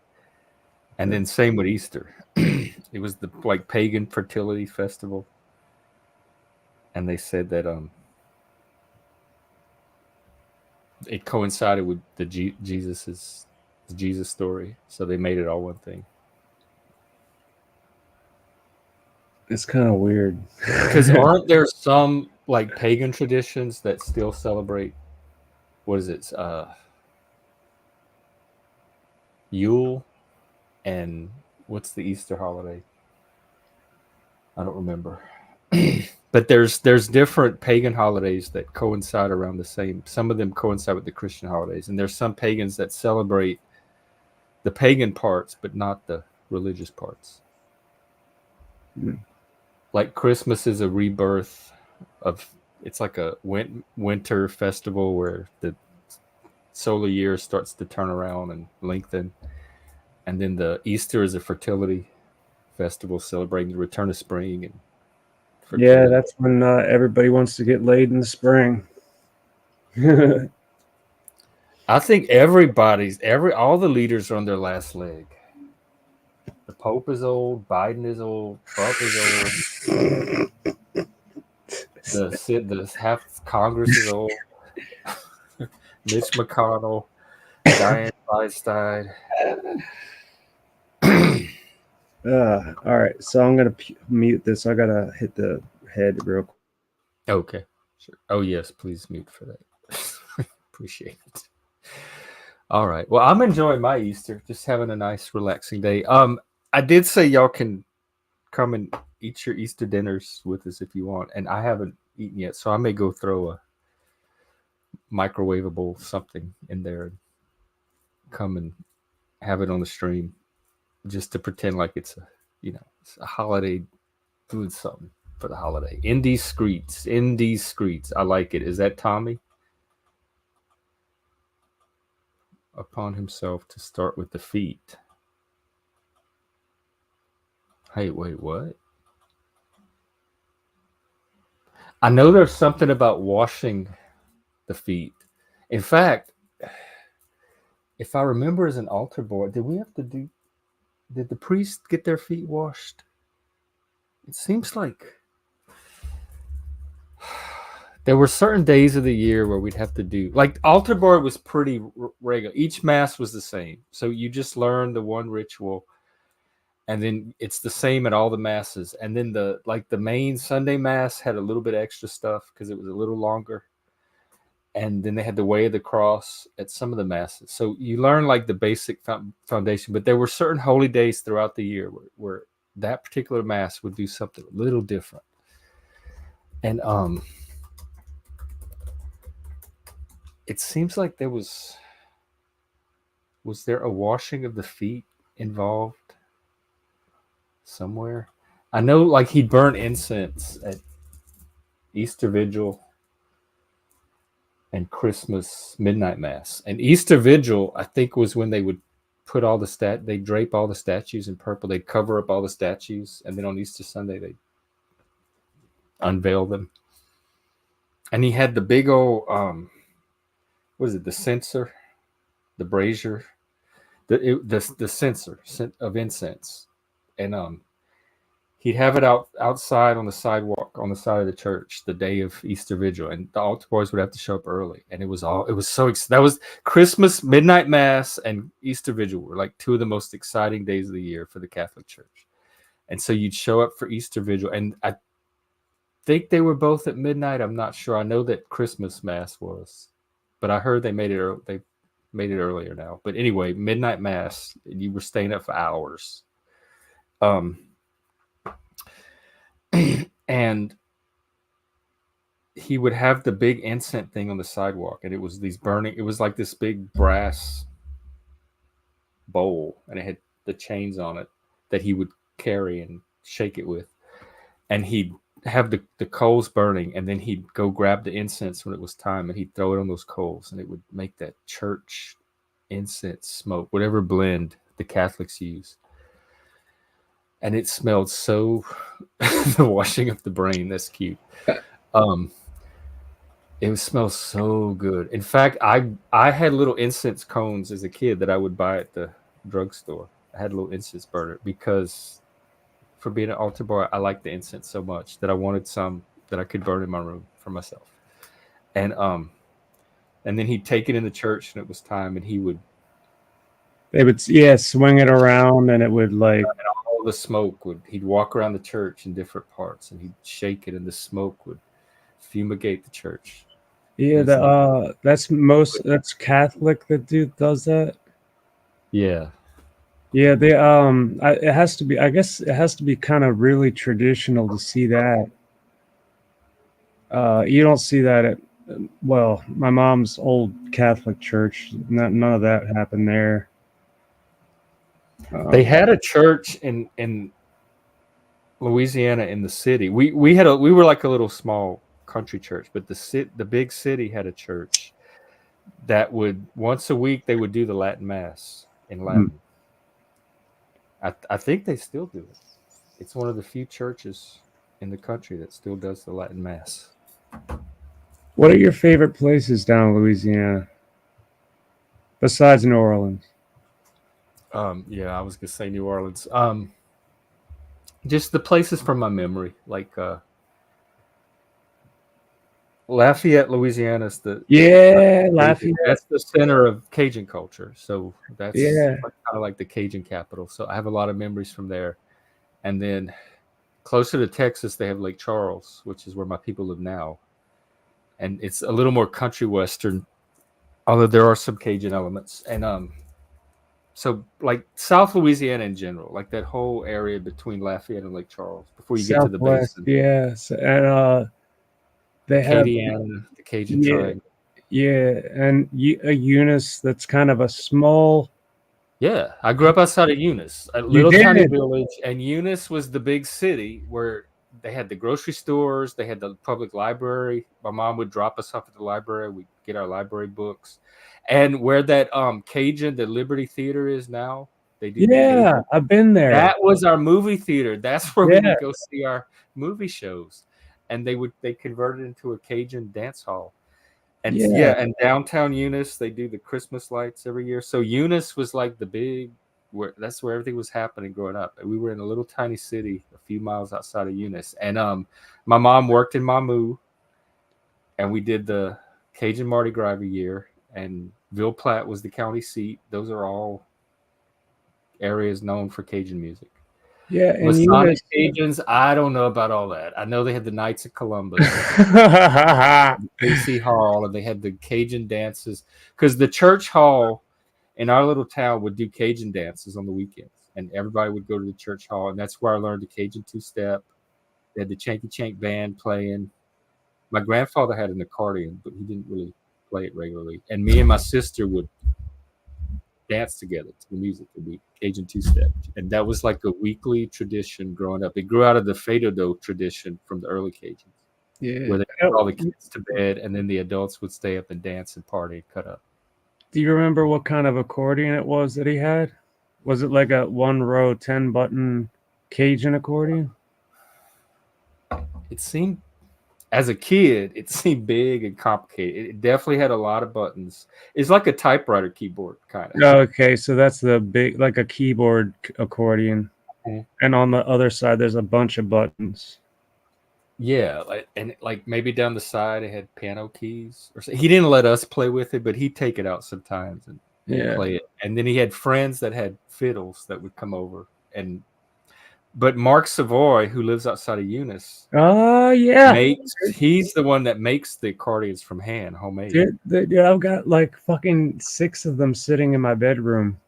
They're my his favorite. Accordions? Yeah, they're my favorite. Oh my God, I favorite fucking love Mark. Mark and who's Mark his and wife? Ann and Mark. I have their documentaries. Yeah, like that's really a small world, dude. That like if you know who that is, he's actually making me a new accordion as I speak. I mean, it my God. takes So you're in months. touch with him? Yeah, I keep in touch with him, and I was friends with his son. I met his son at a Cajun week in West Virginia at this college. It's they do Cajun week, they do Irish week, they do old timey bluegrass week, yada yada. And so I met his son there, and I also met his Mark, his father. But his son, my God, he can play that box, man. Yeah, I think all the sons play. They have a little band. This I forgot what their band is called. Are they the Pine Leaf Boys? Yeah, his son Wilson is the leader of the Pine Leaf Boys. That's right. Yeah, I hung out with him. I went on the Mardi Gras run in Eunice. Oh man! Yeah, I was on a wagon and you dress? I'm sorry. Did you dress in the outfit? No, and Wilson, like, I don't think you should get on this wagon. You don't have a costume. Yeah. I'm kind of drunk. I'm like, no, man, this is why I came here. Because they put you in the horse trailer, or did you get to ride? Well, they're like these wagons, and everybody was sitting in these wagons. Oh, the open wagons, yeah. Yeah. They would always put the kids in the horse trailer, and we'd follow along behind them. But you rode house to house while they got the chickens? Oh, yeah, I saw them chasing a chicken. It was muddy as shit. Oh, my God, it was so muddy. That was 2005. Oh, man. I still have that sticker that I wore, Eunice Mardi Gras Run 2005. I still got that on one of my carding cases. I glued it to the case because the stickiness wore off. And y'all hung out at Mamu afterward, like Fred's Lounge and all that? I never went to Mamu, but I know of it. I know it's in that area, general area, and I know musicians from there too. Cajun, you know. Yeah, that's like the heart of Cajun music. Absolutely. And Mark Savoy, he's like, dude, he turned my life around. Like, all right, so when I was a little kid, I was like 9 years old, and the late night movie was this movie called Southern Comfort. Have you heard of that? Yeah, I know Southern Comfort with the Cajuns in the swamp. Yeah, and at the very end of it, there Mark Savoy and Dewey Belfort and a couple other guys, but Mark Savoy is playing his Cajun accordion in this hall, and it's like I saw that and I'm like, wow, man, I've never heard anything that I've heard accordions. In my mind, I didn't know what it was called. When I was 9 years old, I heard that. I'm like, my God. And I forgot about it for years and years. And then I started playing punk rock, and then I moved over to Irish music. And then I got with Cajun accordion. I remembered that accordion, and I thought, I got to look this up. I wonder if now that the internet's, spread out a bit, maybe I can find a Cajun accordion. Of course, there's a lot of Chinese junk. But then, and I saw Mark Savoy had a page, and I'm like, oh my God. And I bought one of his accordions back in 2002, and I just never stopped buying them. Every few years, I'd buy another accordion. They're just different keys, like harmonicas. He hand makes them, huh? Oh yeah, and now his son helped him revolutionize the reed blocks inside. So they are the best accordions that they have ever done. I mean, Savoy is like the main man, but his son Joel, he's the fiddle player guy. He's not Wilson doesn't want anything to do with building, but Joel is helping Mark out, which is really cool. Well, I'm glad they're keeping that tradition going because it's been Oh. dying out for a while, and they're trying to get as many of the young people involved as possible. Yeah, I mean, like, and if they don't, like, if that doesn't work, then it certainly will die eventually. But like people like thought it was going to die for a long time. They thought it was going to die, and in fact, like Cajuns, like you probably know this, like the French Cajun, Cajun French was a stigma down in Louisiana for a very long time. And they're always waiting for us to die. We keep morphing. Like we're never going to fully assimilate. We're always going to keep our basic cultural backbone, but we're constantly adapting and changing to whatever the new generation, like whatever's going on at that time with each generation. yeah, So there's different versions of Cajun throughout history because every like decade or so we have to readapt to whatever culture's around us. So we're not going to die, but like the Cajuns from 50 years are not going to look like the ones that I grew up with. yeah. The younger generation, it's just when the old ones go, it's just kind of like not what it was. No, part of it is just assimilation, like Americanization and assimilation. Exactly. And all the minority cultures go through that. The Native American cultures, the Mexican, Hispanic cultures. Yeah, exactly. It's just You can insulate yourself from it to a degree, especially in the rural areas where I grew up. But eventually, it's like we're all going to become. My nieces and nephews, the generation after me, are fully. They grew up in cities. They grew up TV, sports, car, everything. Like you can't tell them from any other American. There's not really anything that stands out about them, other than little subtle things when they're interacting with their family. Yeah, and maybe their accent. Yeah. Yeah, I guess the Louisiana accent. And there's a few different ones.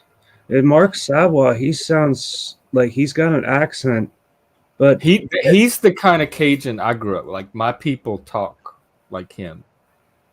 And then we moved closer to Texas when I was a teenager, and that's a different type of accent. So mine's kind of a blend. But the Cajun accent that my parents and grandparents, everything speak, are the kind that Mark speaks. Wow, that is something, man. Like that.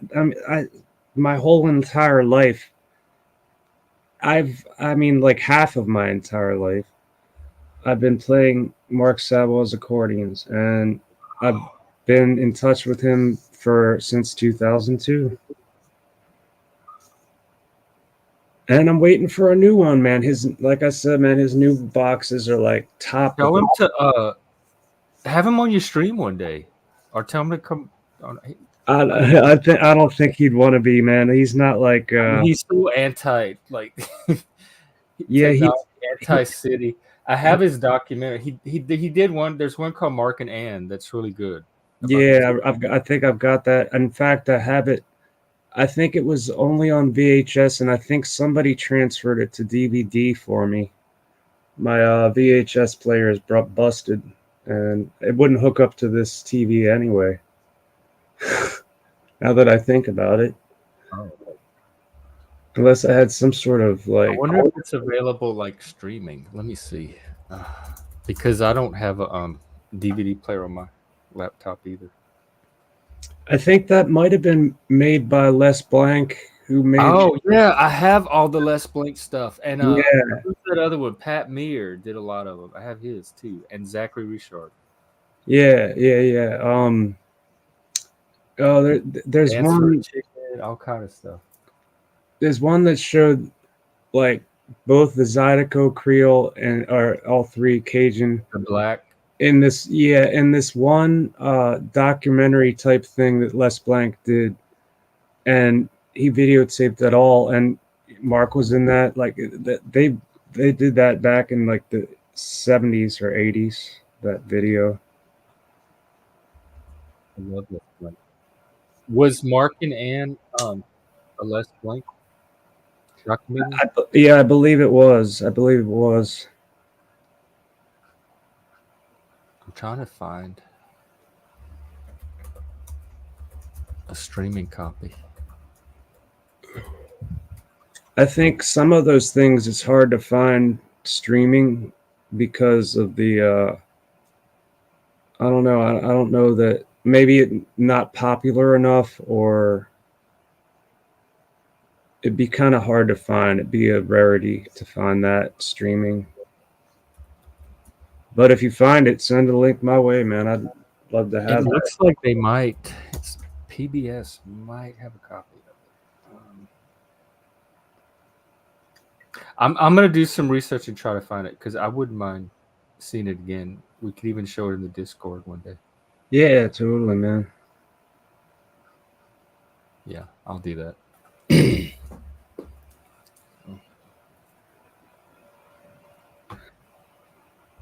Well, What's great. your? I hope huh?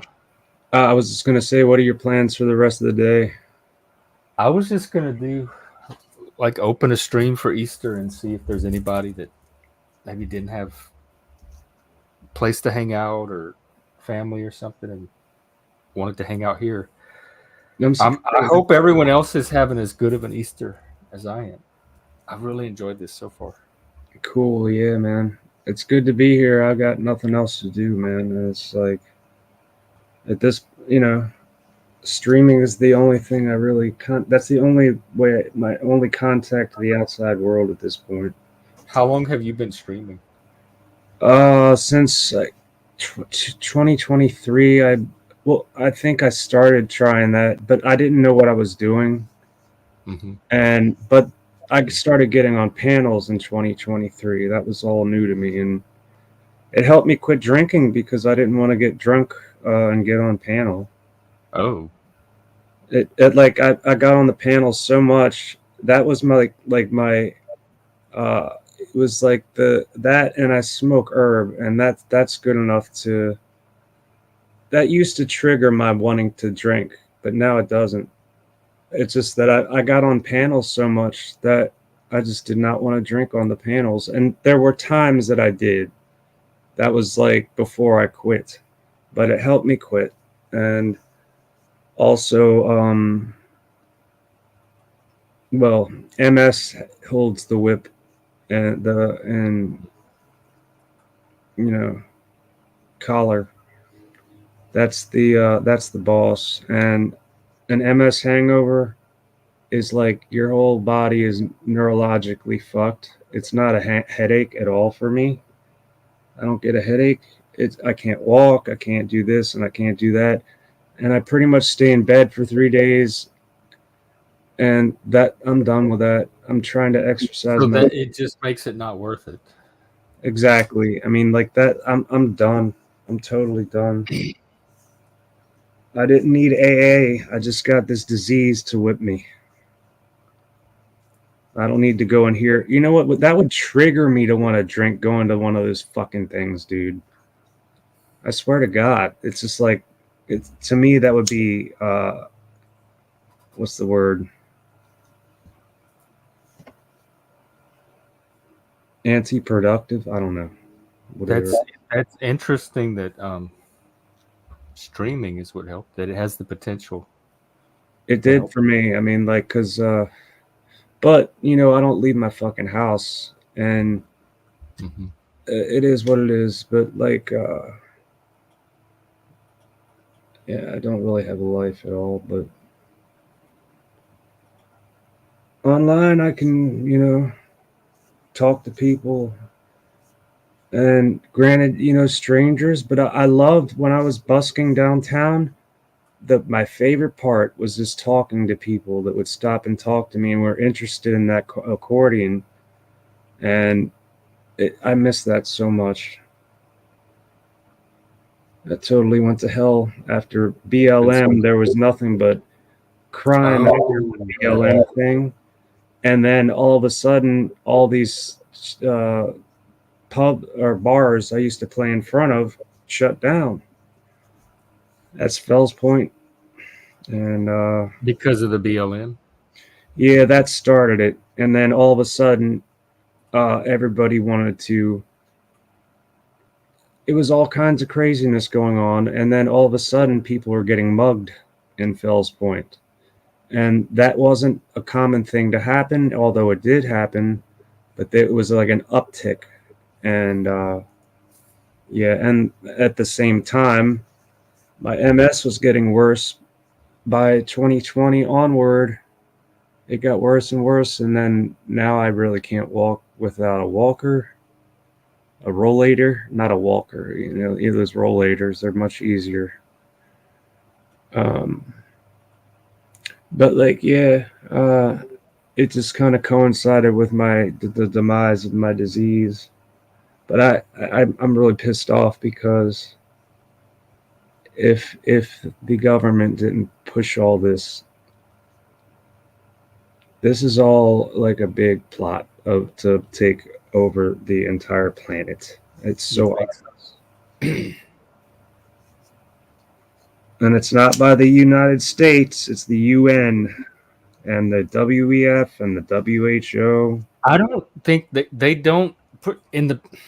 Let me see. And they don't seem to have had in the past the power that it would take to pull something like that off. I still think the United States government is supreme.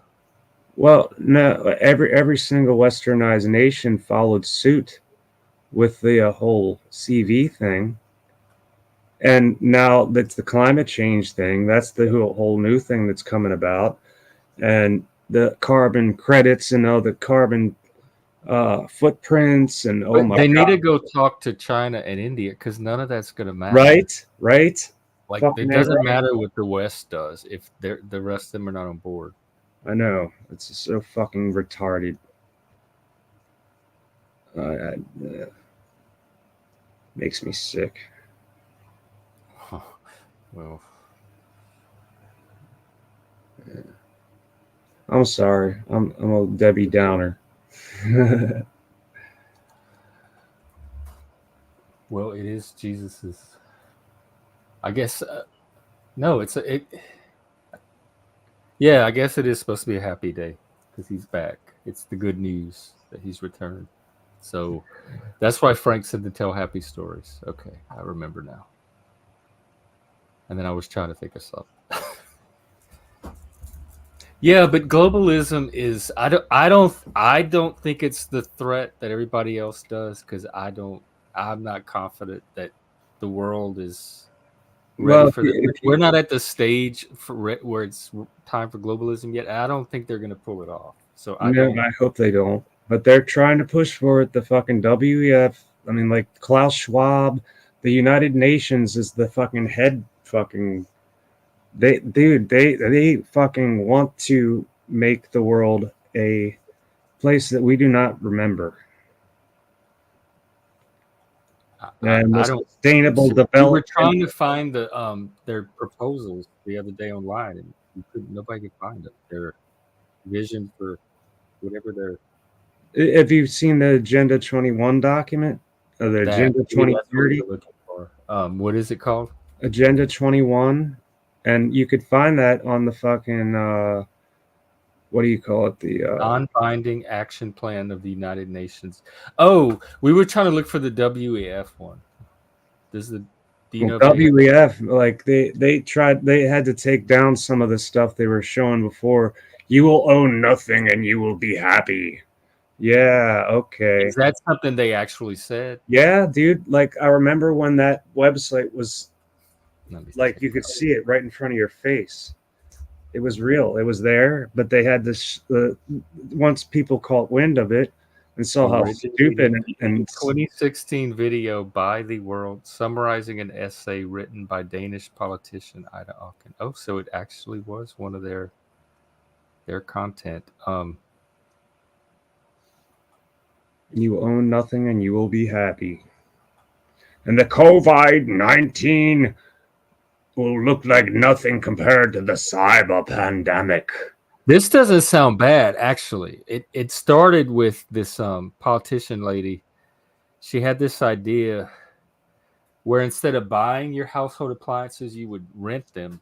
Fuck that. And then they would get serviced and upgraded, and you wouldn't have to worry about any of that. That's Europe. That's not America. I like that idea, because when I was living in Vegas and we had a home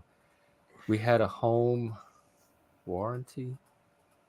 It was something separate from the home insurance, and anytime an appliance broke, if it was covered by this home warranty, they would replace it, or they would come and repair it. And all we had to do was call this one number, the home warranty number, and then they would take care of like all the appliance stuff and I loved it. I got so spoiled from that home warranty.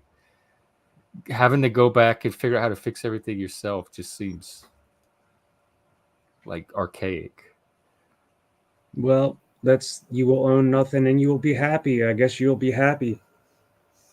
I pretty much own nothing now and am happy. I'm saying just like things. We may have already gotten to things. You have to rent things if they like.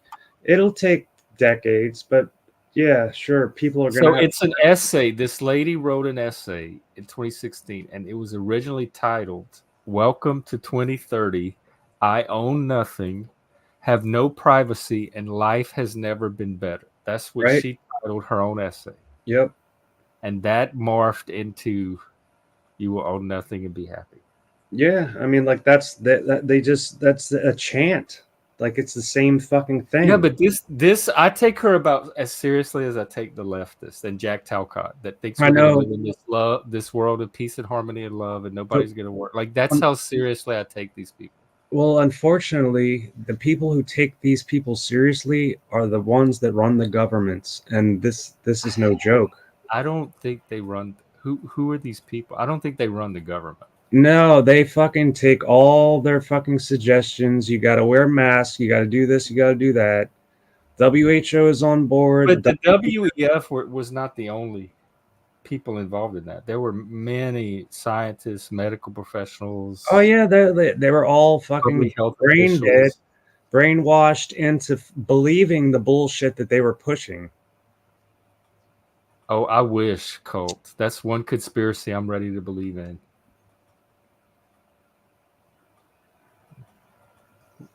Like Cocoon, we'll all find a way to be young.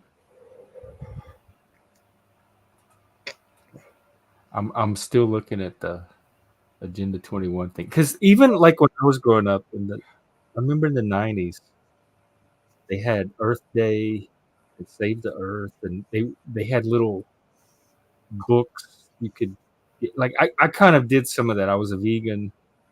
I tried to buy products that were good for the earth and that kind of stuff. So even back then, there was that kind of, I don't want to say full-on propaganda, but that kind of narrative was out there. Yeah, and it was propaganda. Earth Day. Dude, like, when it comes down to it, nobody gives a shit. Like, these people in power don't give a shit how dirty we make this fucking country, our planet. They don't care. Again, without India and China, I don't think it matters. Even if we gave a shit, and even if we did care and did everything perfect, none of it's going to make a difference when we're not even the largest polluters. Exactly. And they're trying to make us think that we are. Well, Canada's got it even worse. They're trying to tell them that everything that they do is a carbon credit, so they have to pay a tax for carbon credits. And it's so fucking retarded. Why? So they can make themselves feel like they're helping the planet? Well, you have to pay that tax. If you pay that tax, dude, the carbon bullshit, it's all bullshit. And the cow farts, that's all bullshit. Cold, I'm interested. No fun. Talk to me.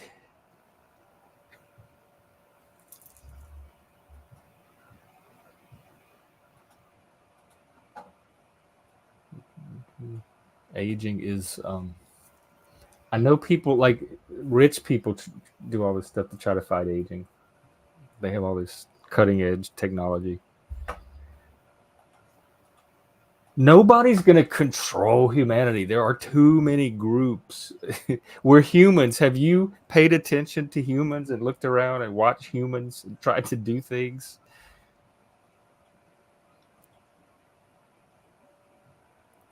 You're doing pretty good in what? Oh, aging?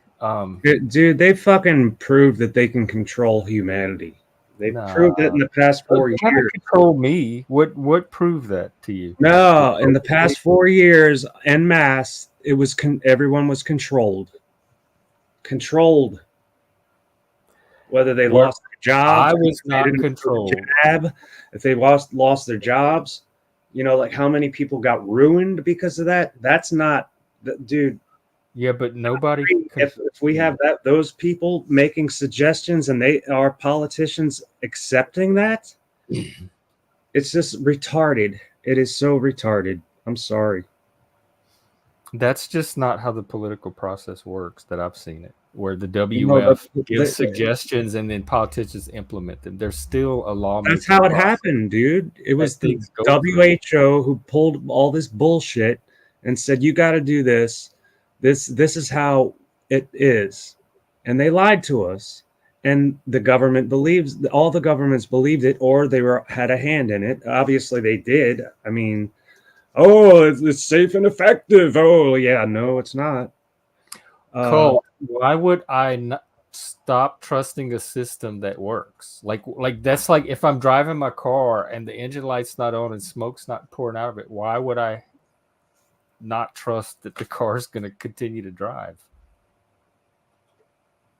I don't have a reason to not trust the system, and no one's people have their personal reasons. There's some people that have been arrested and had run-ins with cops, so they have a reason not to trust cops, etc.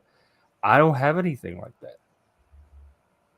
The system, it does exactly, for the most part, what it's supposed to do. Well, it's changing, buddy. It's changing a lot. It's not going to be recognizable by the end of it. My life has pretty much been, if you took a snapshot of me March of 2020 when we first went on lockdown and a snapshot of me right now, they'd be almost identical. So for 4 years, my life has been pretty unchanged. Mine's not been unchanged, I can tell you that. It's been ruined. Everything. Well, yeah, because part of it was the career, like you're busting. And lots of other people, they lost their jobs because they didn't want to get the jabs. They lost their jobs, and yeah, it's just like what they did to everyone was called control. But the jab things was private companies. And that's was that fashion? I mean, there were certain government positions and jobs I think that they could do it with, but for the most part, it wasn't the government causing the people. The government went along with what people were selling. That's fascism, isn't it? I don't think mandating vaccines are fascism. When I had a job at a hospital, like the government, I had to have all my shots updated to work there. I couldn't even start orientation day one without an updated immunization record of all my booster shots, tetanus, all that stuff. I was mandated if I wanted that job to have updated shots. Yeah, that's fine and good, but these CV shots, they're no good. I'm sorry. That's certainly part of the debate. It's more than a debate. It's fucking obvious. And you have to know where to look. It's obvious. I took it. I did nothing. I got some brain fog. for a while. Like that alone should be days, like enough to probably know that 3 you or don't 4 need it. days of it. I had some fatigue the first couple of days. Of course, yeah, you don't need that. And Why would you then I need that? had like COVID maybe is 2 not a boosters, threat. and nothing really happened from the boosters. COVID is not a threat. So why were they doing this? And to Yeah, show I refuse to be controlled by fear too. I don't even think I feel fear, but like my fear mechanism is off because people get way more fearful about things before I do. well, you got fearful enough to take the jabs. No, I'll tell you why I did it. I did it because, well, we had known for a while that that's what we were waiting on to reopen, for things to like we could go back out and start doing our life. And so for months and months, we had been waiting on a vaccine. And when they finally announced that it was almost ready and people could start taking the boosters, I wanted it. I was so ready to get out. It had been like over a year, almost a year and a half that we had been Yep. locked down. And so I was waiting on the vaccine because that was the ticket out Yeah, of lockdown. it's the carrot. It's the carrot, and everybody grabbed it. Yeah, I wanted it. I was ready for it. I know you And asked so for it. all of us, like I had this little group of friends that we were all Zooming, and we all. Another thing that made me want to get it is here in Seattle, they prioritized it based on like if you were a minority or female or whatever, and white males that were healthy were some of the last people to get it, and that irritated me. And I'm like, I want it as soon as possible as a white male. I want to get it as quickly as all these other minorities. Man, that's like a layer cake. And I had what got me in was if you had any kind of disability. And so I claimed a disability category. It could be autism, it could be PTSD, whatever. But if you could check the disability box, then that gave you like a point that bumped you up. And so because I could claim a disability, I got to go ahead of the white male. Dude. Because wait a minute. Excuse me. Because all my friends were getting it weeks before me because some of them were minorities, some of them were female, whatever. They had all these like special and they were all going out and getting their vaccines and coming and telling us about it. And I'm sitting here like, when do I get to get mine? Because the state had to like approve you before you got cleared to get your vaccine. And I hadn't been cleared, and they were all cleared. And they're like, it's because you're a white male. You don't have any of these special categories. And then they added disability as one of them. And that's what let me. You know, that makes me sick. When I went to the neurologist every month, once a month I'd go, or once every 3 months I'd go. And every time, now I know you don't want to get the jab, but you know, it's everybody here, everybody on your medication is getting it and they're not doing too bad. I'm like, no, I'm not going to get it. And next time, no, I'm not going to get it. Next time, no, I'm not going to get it. And then masks go away. And then I go to the hospital adjacent place to the neurologist. And now they're mandating masks again in the hospital. Oh, they are? Oh, I don't know anybody taking that seriously now. Yeah, dude, like even though it's not in a hospital, it's hospital adjacent in another building. They want us to wear masks in there when there's really nobody there. Ever since COVID started, like there's been no people in that place. I go in there. It used to be packed, that neurology center. Now there's nobody. It's like maybe 2 or 3 people when I go for my appointment. That's about it. No, nobody scared me. Cole, I took it so that we could reopen, like get off the lockdown and go back to normal, get back to our lives. It wasn't fear. It was like, if anything, it was excitement, anticipation, eagerness. Unfortunately, that stuff wasn't. You were the lab rat, and so was everybody else. But I didn't mind being a lab rat, and I had a couple of friends that work in the pharmaceutical industry, and one of them actually works in research, and he sent out these emails, these posts he wrote, detailing the process, assuring everybody that it was safe, and kind of like addressing some of the misinformation. And because I knew him personally, we'd grown up together, and I trusted him, his word carried a lot of weight with me. So if I had any doubt at all, reading his post cleared all of it up. Because he was so confident in this vaccine, that made it easier for me to worry a lot less. Yeah.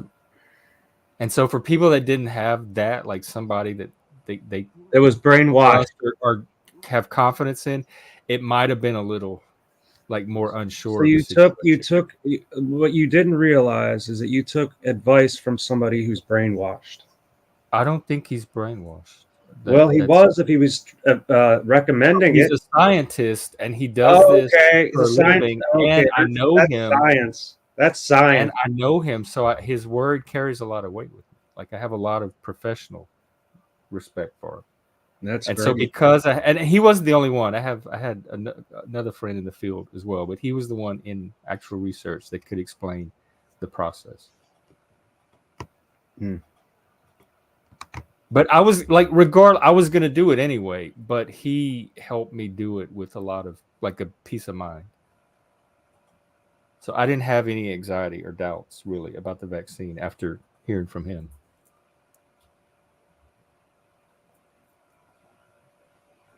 Yeah, but that's not fear, Cole. I wouldn't call that fear.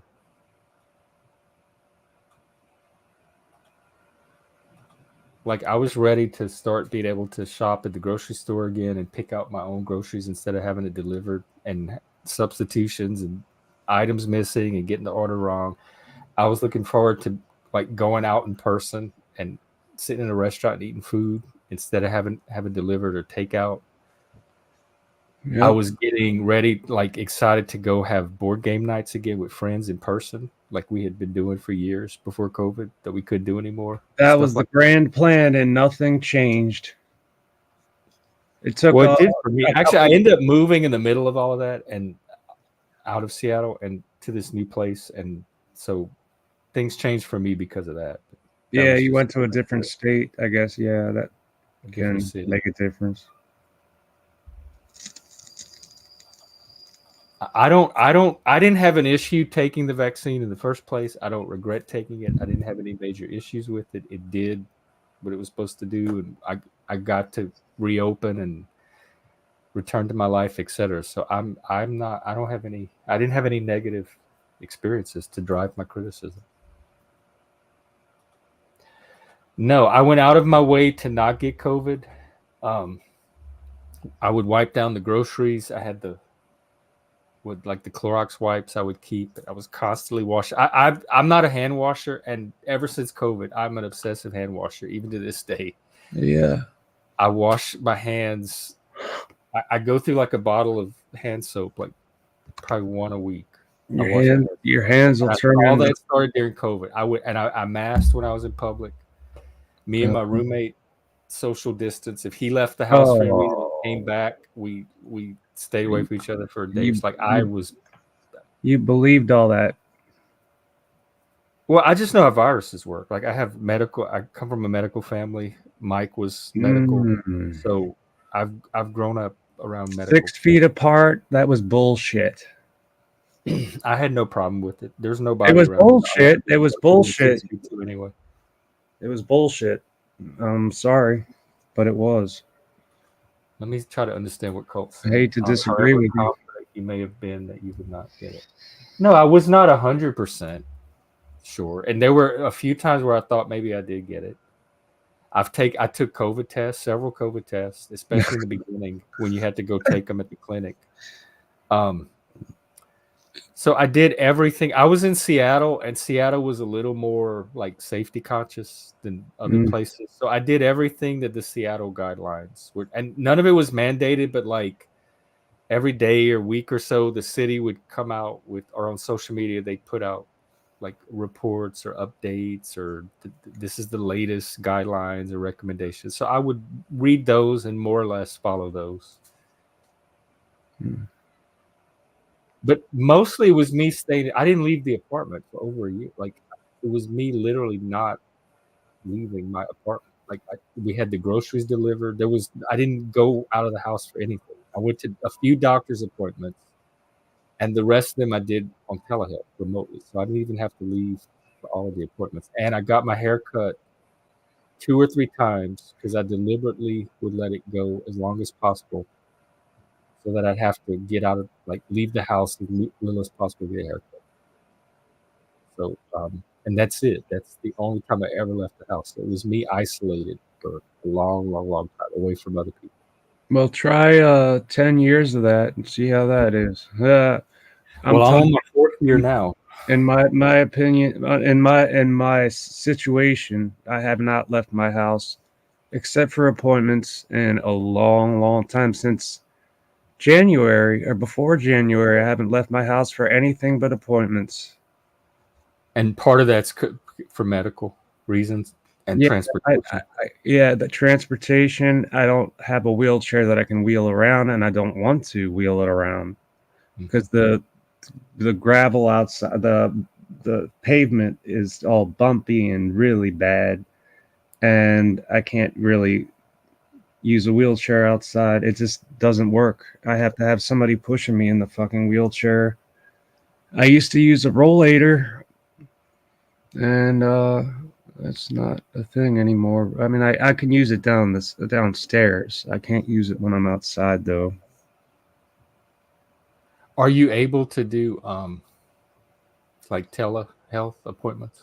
Yeah, that's the only good thing that came out of CV was the like either on the telephone or on mostly on Zoom.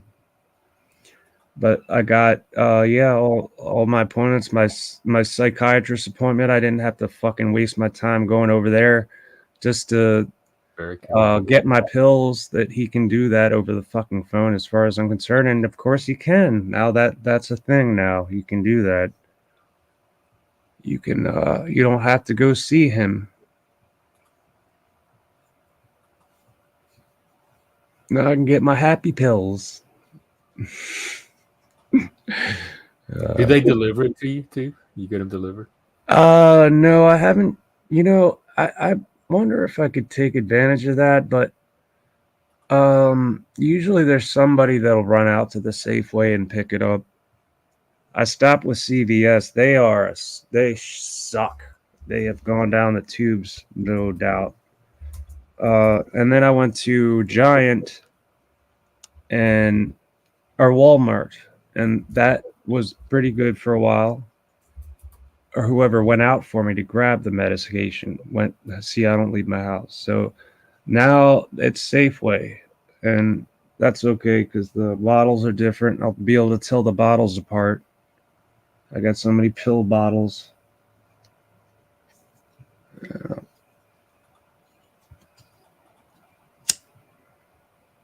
I know, man. I'm a bummer. Well, I mean, consider your circumstances, but I don't think you're a complete bummer. Well, thank you. I appreciate that. Enjoyable Easter. Yeah, you know what? I wouldn't rather be anywhere else, my friend. Because, you know. Plus, you're an honorary Cajun. So. Well, cheers. And yeah, man, that's so crazy. Like, you grew up around the Eunice area. Like, that's pretty wild. I grew up Cajun. We did the Mardi Gras as kids. We were in the horse trailer, and the grown-ups would go get the chicken and all that. Yeah, they chase around the chicken, try to grab it, and it was so funny to watch them. That February, is it February that they do Mardi Gras? It changes every year, but it's usually somewhere around there.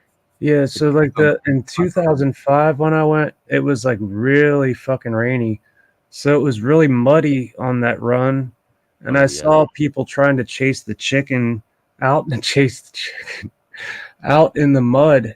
And like they just got all covered in mud and stuff, and yeah, that's us.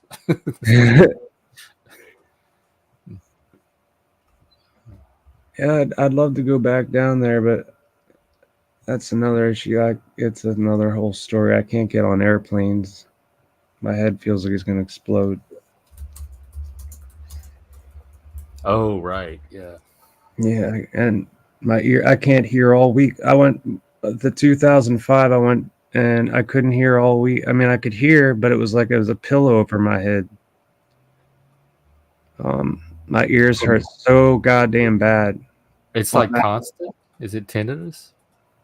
No, like when I get in high altitudes on airplanes. Oh yeah.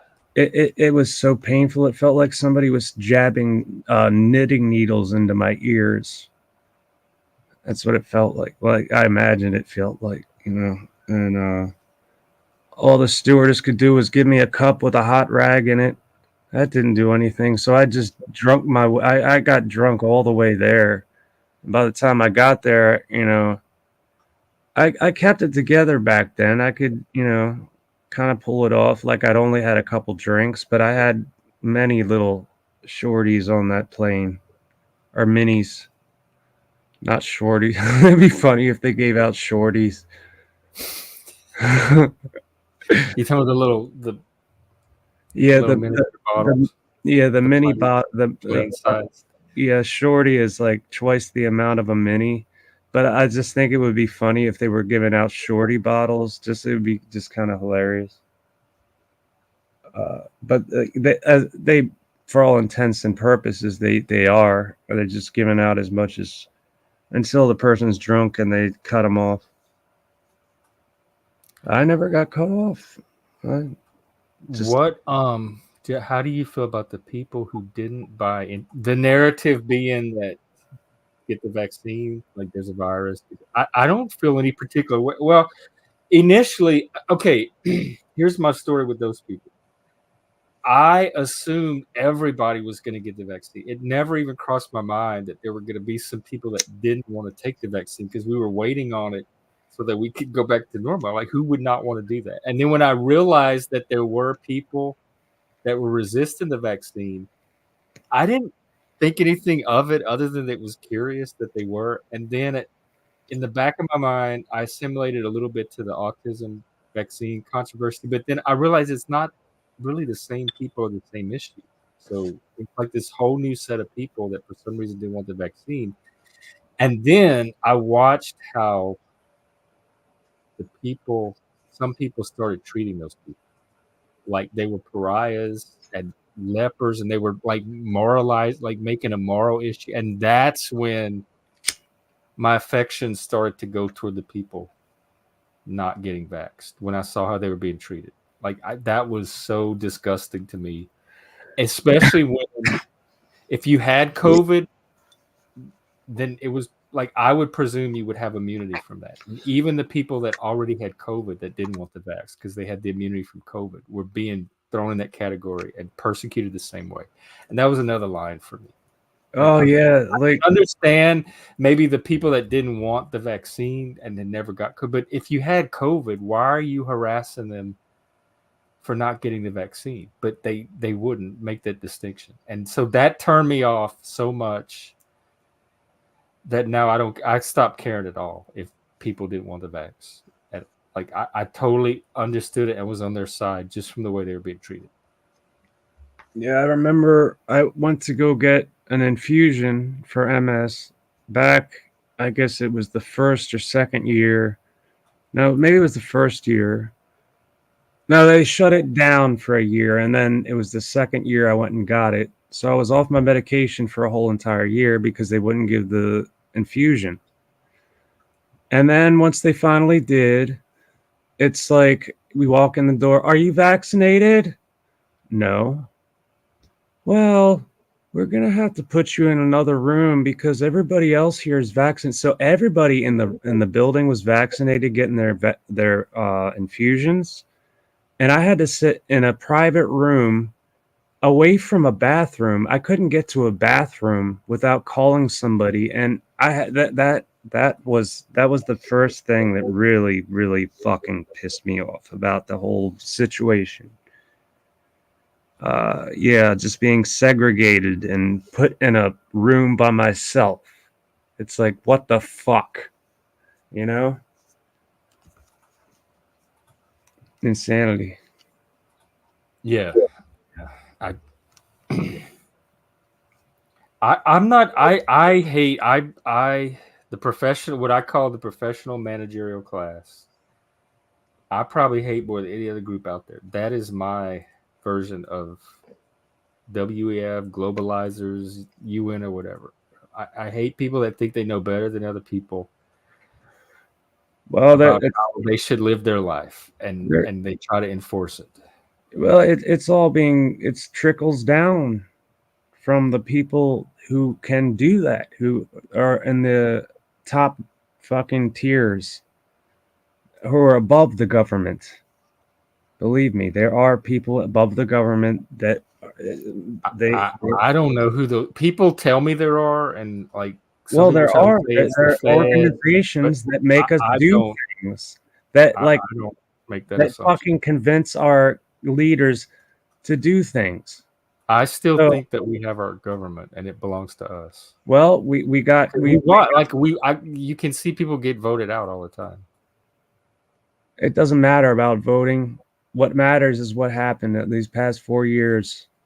And the government went along with the fucking WEF, the WHO, and the UN. It was all from them. You got to look up the. I think science and medicine had a lot to do with it too. I don't think it was just those. There was no science organizations, and I involved. think they were also like following some science themselves. There is no science involved with this. With virus, there certainly is. The vaccination, there's not. That's There's not science. That's just like that's not science at all. Yeah, there's science involved in. Not in the COVID vaccine, dude. they didn't isolate the COVID virus, dude. They didn't isolate it. So how is it a vaccine? How is it a vaccine? It's science. It's medical science. Oh, it's science. That's the okay. That doesn't convince me because when you can't isolate a virus, you can't make a vaccination. That's just proof. That's real. If you cannot isolate it, which they could not. I think you can isolate a virus, and they did. They did not isolate the COVID virus. They did not. And they did not make a vaccination with a COVID virus in it. They made something that was completely new. And we were all the lab rats, or people who took this shit were the lab rats. What did about this? I'm sorry. What is the difference, Jonathan, between? I mean, I know in for president, some votes are going to carry less weight because the areas are geographically weighted toward one candidate or the other. So if you mean that, like your vote gets diluted. Yeah, I think maybe on the local level it might mean something, but the federal level, I don't believe that it means shit. Y'all are conspiracists. Look at this. There's a big secret that everybody's in on. That sounds like conspiracy. What black people think about Easter. Well, the black people I know growing up were certainly religious.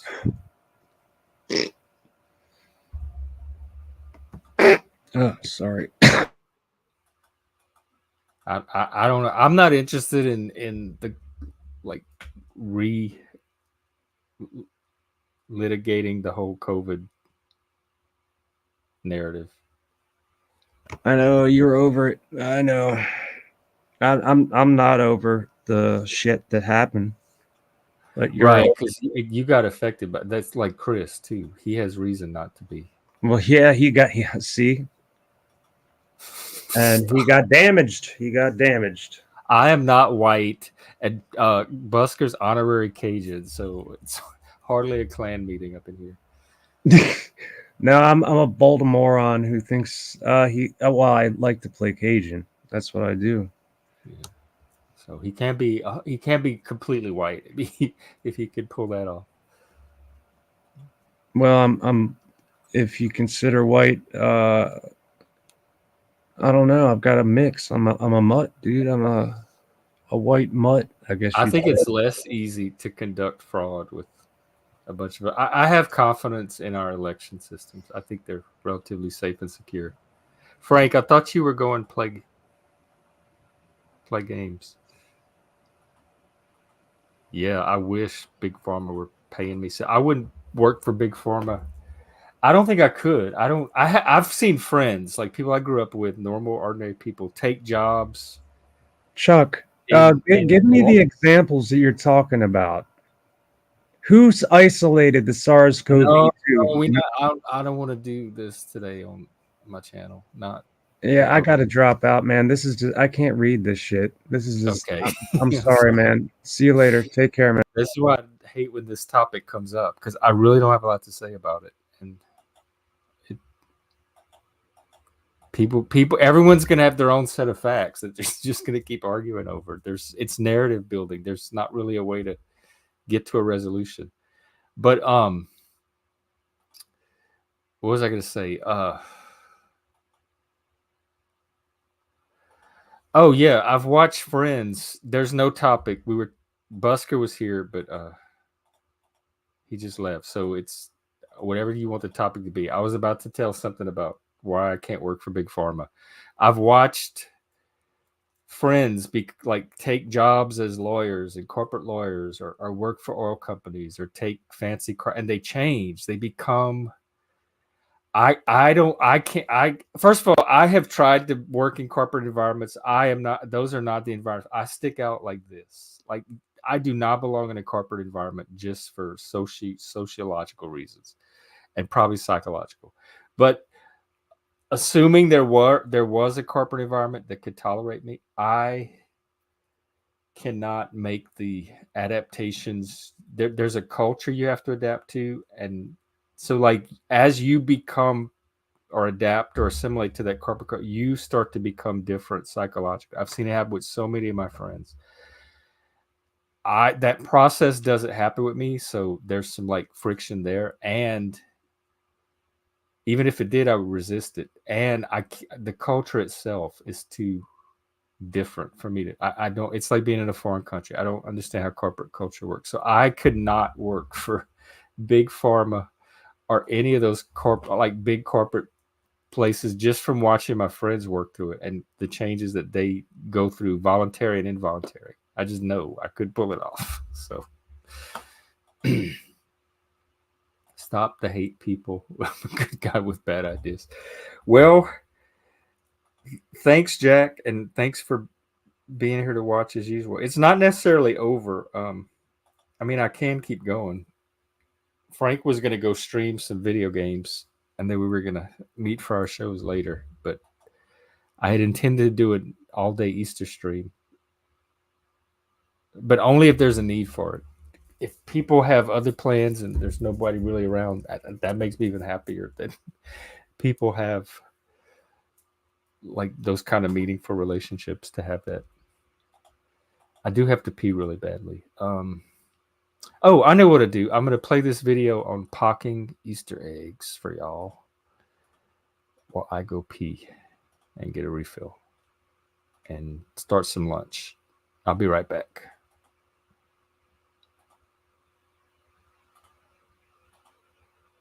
Here, this is our educational portion.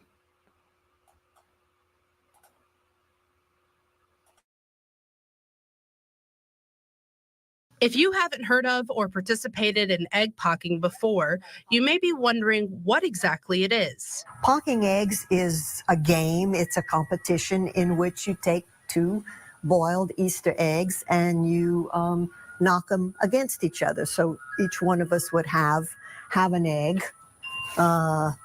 like so, and one of us would pock the other. So it's something like this. This is how the competition would look. And when I was a kid, that was what Easter was all about. But an abundance of dyed eggs isn't the only connection between Easter and pocking. At its roots, egg pocking was a very religious display. Egg pocking refers to a tradition which goes way back, way beyond Acadiana's days. It actually goes back to Greece.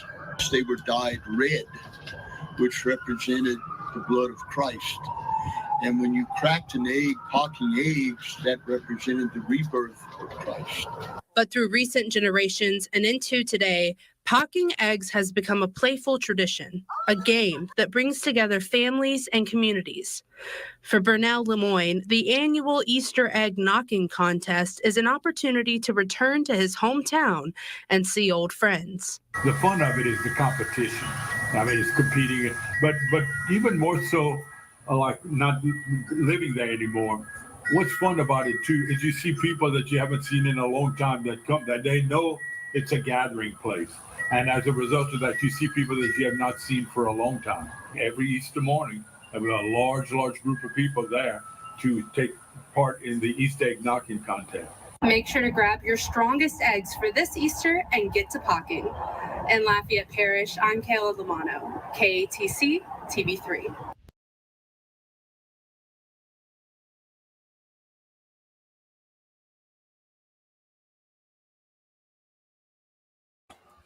All right, there. Jonathan.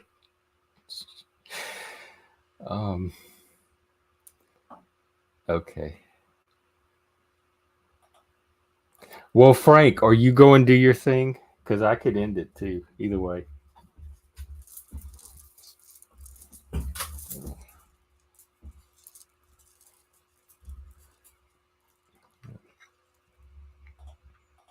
Or,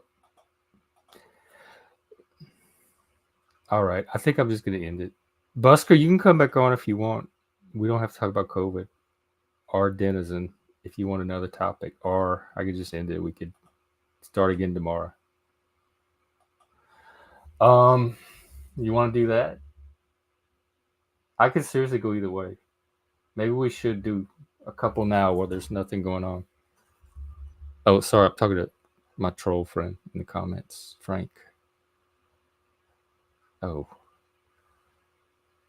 sorry.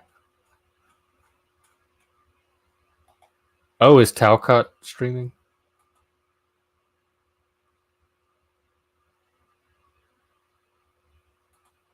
Okay. Well, okay. Frank and I are going to go watch TV. Yeah, you're right. I can always do an evening stream later tonight. Maybe I will. I thought about doing one last night, actually, and then I fell asleep. So, yeah, I think he does have one scheduled, Colt. All right. Well, have a good rest of your Easter.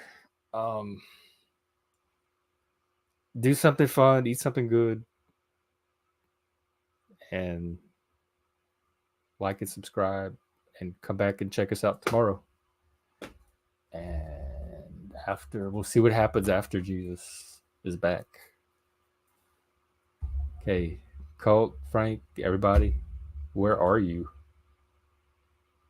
I don't know. You're in the panel verse. Where am I? Where are any of us? All right, let me. Yeah, I might do one. I'll see how the afternoon goes and how much Frank gets on my nerves or not. All right.